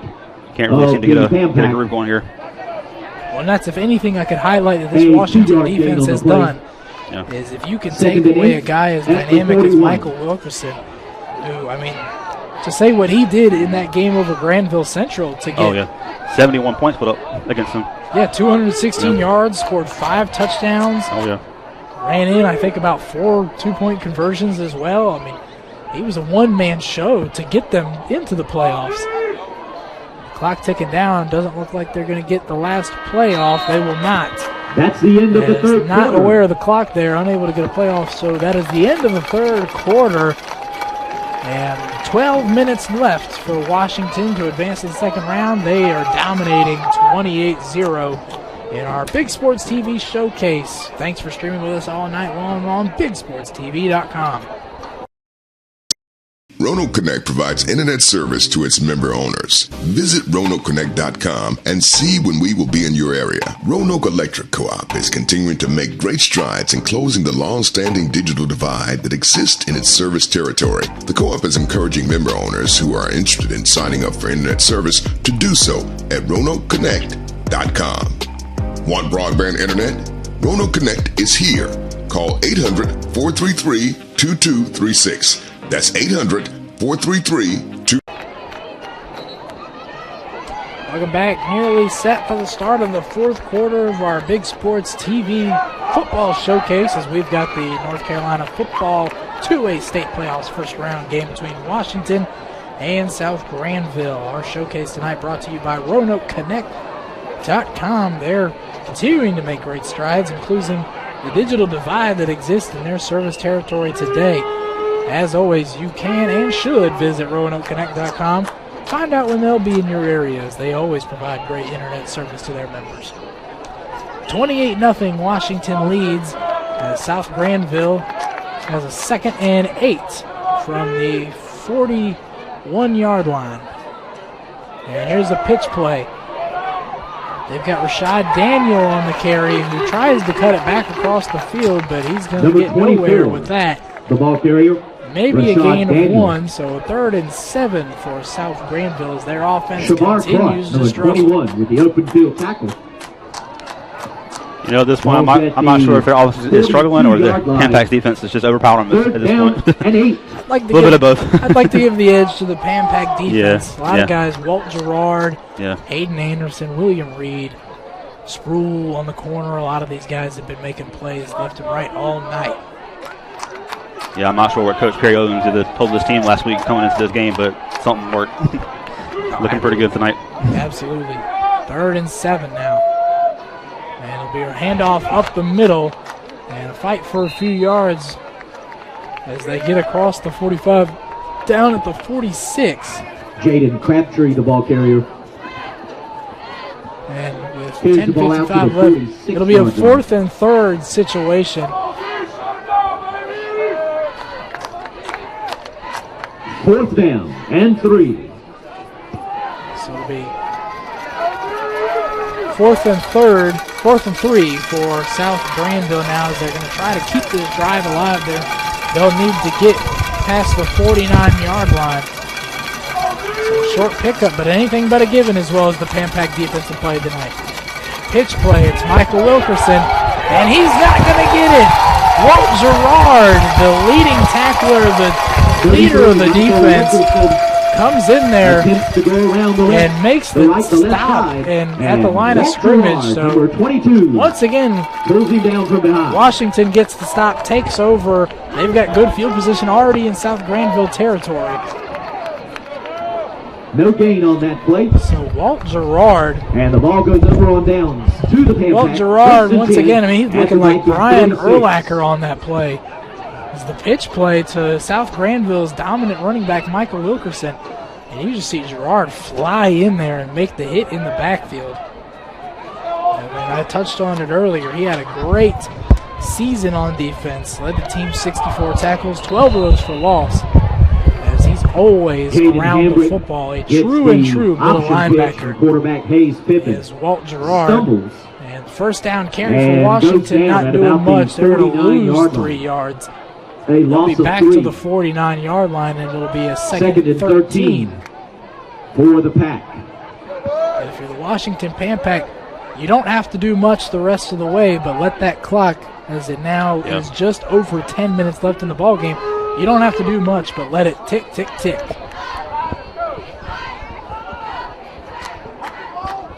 So 2nd and 13 now, and it's going to be an option play. Flips it to Terry Moore. He gets by the first defender. He's got the first down. Stop nearby, just picks up the first down. Good tackle to stop him there, but Terry Moore making people miss all year long. Rips off another big gain. From Hayes Pippin. Yeah, like you said, if you're the Pampak now, it's all about clock management. I mean, I've seen crazier things happen in the playoffs before, but coming back from 28 points down against this Pampak team, Gain of 14 yards times ever going right on the running play. 14-yard gain gets them down to the 35 for a first down. Sure, if you're Perry Owens in your team, you'll take the first downs. You'll absolutely take the points if you can get them. Yeah. But the priority should be keeping the ball on the ground. As it's another option play, pitch from Pippin, and this one's going to get to the line of scrimmage. More importantly, stays in bounds, however. And keeps the clock running as we're just over 9 minutes left. From so even on non-productive plays, as they're going to have a 2nd and 10 coming up, they're still running the clock, inching closer and closer to a playoff win. Trying to get back to the second round like they did a year ago. And 10. I believe last season they went 9-4. Last season, I mean 2019. But went 9-4 and made it to the second round of the playoffs before being bounced there. So looking to return for the second straight season to the second round of the playoffs. And Perry Owens going to take a timeout, talk it over with his team as they've got a 2nd and 10 with 8:47 left in the fourth quarter, leading 28-0. We'll take a break. Thanks for streaming with us on BigSportsTV.com. Roanoke Connect provides internet service to its member owners. Visit RoanokeConnect.com and see when we will be in your area. Roanoke Electric Co-op is continuing to make great strides in closing the long-standing digital divide that exists in its service territory. The co-op is encouraging member owners who are interested in signing up for internet service to do so at RoanokeConnect.com. Want broadband internet? Roanoke Connect is here. Call 800-433-2236. That's 800-433-2236. Welcome back to BigSportsTV.com. 8 minutes and 47 seconds left in our high school football showcase. North Carolina 2A state playoffs. So Washington Pan-Pack just need to hold on to the ball and do what they've been doing all night, and they will advance. They lead 28-0 over South Granville. It's been all Washington all night. They don't have to do much after the timeout, to advance to the second round. Second down and 11. Again, Washington coming in. They've been hot coming in, 3-game winning streak as they finished their regular season 5-1, won the Eastern Carolina 2A Conference for the second year in a row. They secured the top spot, top seed in the 2A bracket here. And so they will be here at Wagner Stadium throughout the playoffs. They only lost all year, 14-7. Home loss to D.H. Conley back in March. South Granville. Now we've got a South Granville timeout. So back-to-back timeouts. This time we'll just keep it here. Timeout. Washington had to pull off one heck of a comeback just to even make it here. Perry Owens didn't tell his team before the game. They flipped a coin with West Craven to decide who was going to be the team from the conference to get into the postseason. And so they had to win that season finale against Kinston to get in. They get down 3 touchdowns early before managing to come back before, tied it with under 30 seconds left, extra point with 14 seconds left. We've talked about that. To go into overtime, they score first in overtime to take the lead. Kinston comes back, scores on them, and then Kinston going for the 2-point conversion for the win. A bad snap goes over the quarterback's head. So a wild, big-time come-from-behind win for Washington just to be here, and they have absolutely kept the momentum rolling here as they lead 28-0. And if this Pan-Pack team keeps playing like they are tonight, I think there's momentum to keep rolling through the playoffs for them. It might go pretty deep. And I think there's something that sometimes, we know deep runs and championship teams often have a catalyst, something that sparks them, something that gives them the momentum. In Washington, I could certainly see a deep playoff run forming after having to survive the kind of game they did and beating a team as good as Kinston to get here. And here's a trick play. Walt Gerard's going to put it up in the air, and he's got Hayden Anderson. Walt Gerard. And they're going to pick on the play. And now Washington, now Perry Owens is just showing off at this point. Right. Showing your leading tackler, middle linebacker, who also picked up over 100 yards on the ground for this offense. From Walt Gerard, and now he takes the pitch in the backfield, a wide receiver reverse, and throws it through the air, and it was a pretty good pass. So 1st and 10 now as they're down to the 25-yard line. And this time Pippen and Gerard in the option.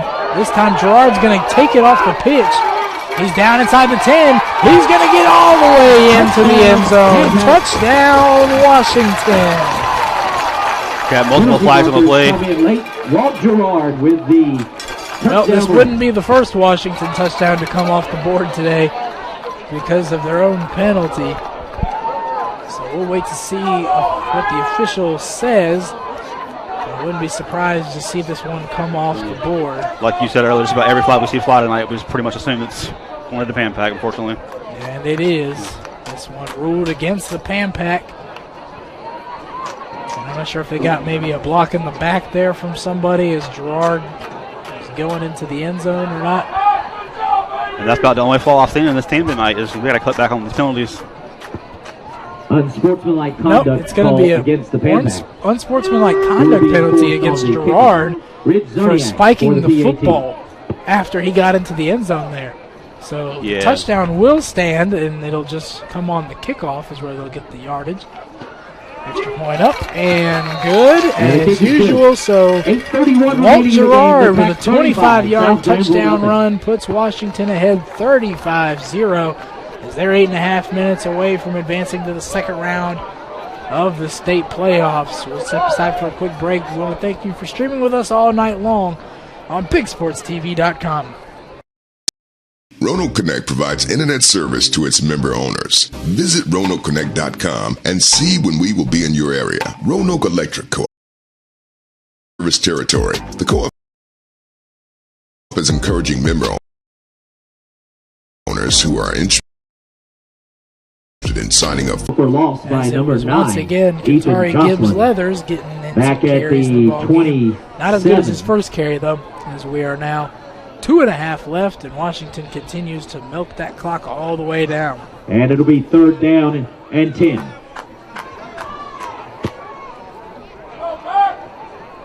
So Washington now, they're going to have to face some tough competition. Don't know who yet they'll be playing in the second round.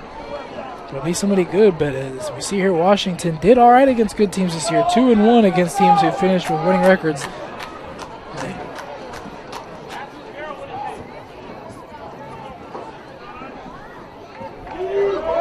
Okay, and a handoff here to Chris Hill, who's going to push the whole South Granville defense forward. He's still not down. They can't get him down at all. Referees are just going to have to blow the play dead, but not before he picks up another first down. And that'll pretty much seal it, I would think. Yeah, this Pan-Pac team is going to be able to run this clock down, converting that last first down there. Just a minute 57 left as Washington has methodically stuck to the run in this drive, milked as much clock as they can. They got the ball with about 5 or 6 minutes left in the ball game, and have run it down now to under 2 minutes. And that first down right there is going to let them run it 3 more times and probably run this clock all the way down. So, and give credit here to Pan-Pac head coach Perry Owens and his staff for the excellent coaching tonight and being able to keep up with that clock management. Yeah, absolute masterclass from the Pan-Pac tonight. Once again, probably the only thing he can find fault with for his team tonight, the fumbles and the penalties. Penalties more so. You're going to have to clean those up. South Granville unable to take advantage of them tonight, but other teams eventually will. And here's another handoff and a big stop in the backfield. Gary Payne on the carry. Gary Payne on the carry once again. Dropped but back at this point, more importantly now, is we are just minute 7 left in the ball game as Washington fans with the victory tonight. The Pack will be in action here at Wagner As we've said again, we'll be right back here next Friday night at Wagner Stadium here in Washington as they're going to move on to the second round of the 2A state playoffs. They'll have to face a tough team after taking care of South Granville here. Masterful job from the Washington defense. As we see here, they're going to take a kneel and just let the clock run out. Jamie, I'm sure you'd agree with me on this one. I'll just go ahead and give the player of the game. Show some love to the defense. Give it to Walt Gerard. Oh, yes. I definitely agree. Walt Gerard made some big plays for this Washington Pan-Pac team tonight. And what better way to give it to a defensive player, because this defense for Washington stepped up big time tonight, and he was a big part of that. This is a team with a dominant offense all year, over 40 points per game, so you expect 35. But they pitch a shutout here tonight at home against South Granville, so the Washington Pan-Pac move on to the second round of the state playoffs. We'll be right back here next Friday night at Wagner Stadium. I'm Dylan Johnson for Jamie Oliver and all of us here at BigSportsTV.com. We thank you for streaming with us and thank Roanoke Connect as always. We hope you have a good night, and we'll see you here next Friday.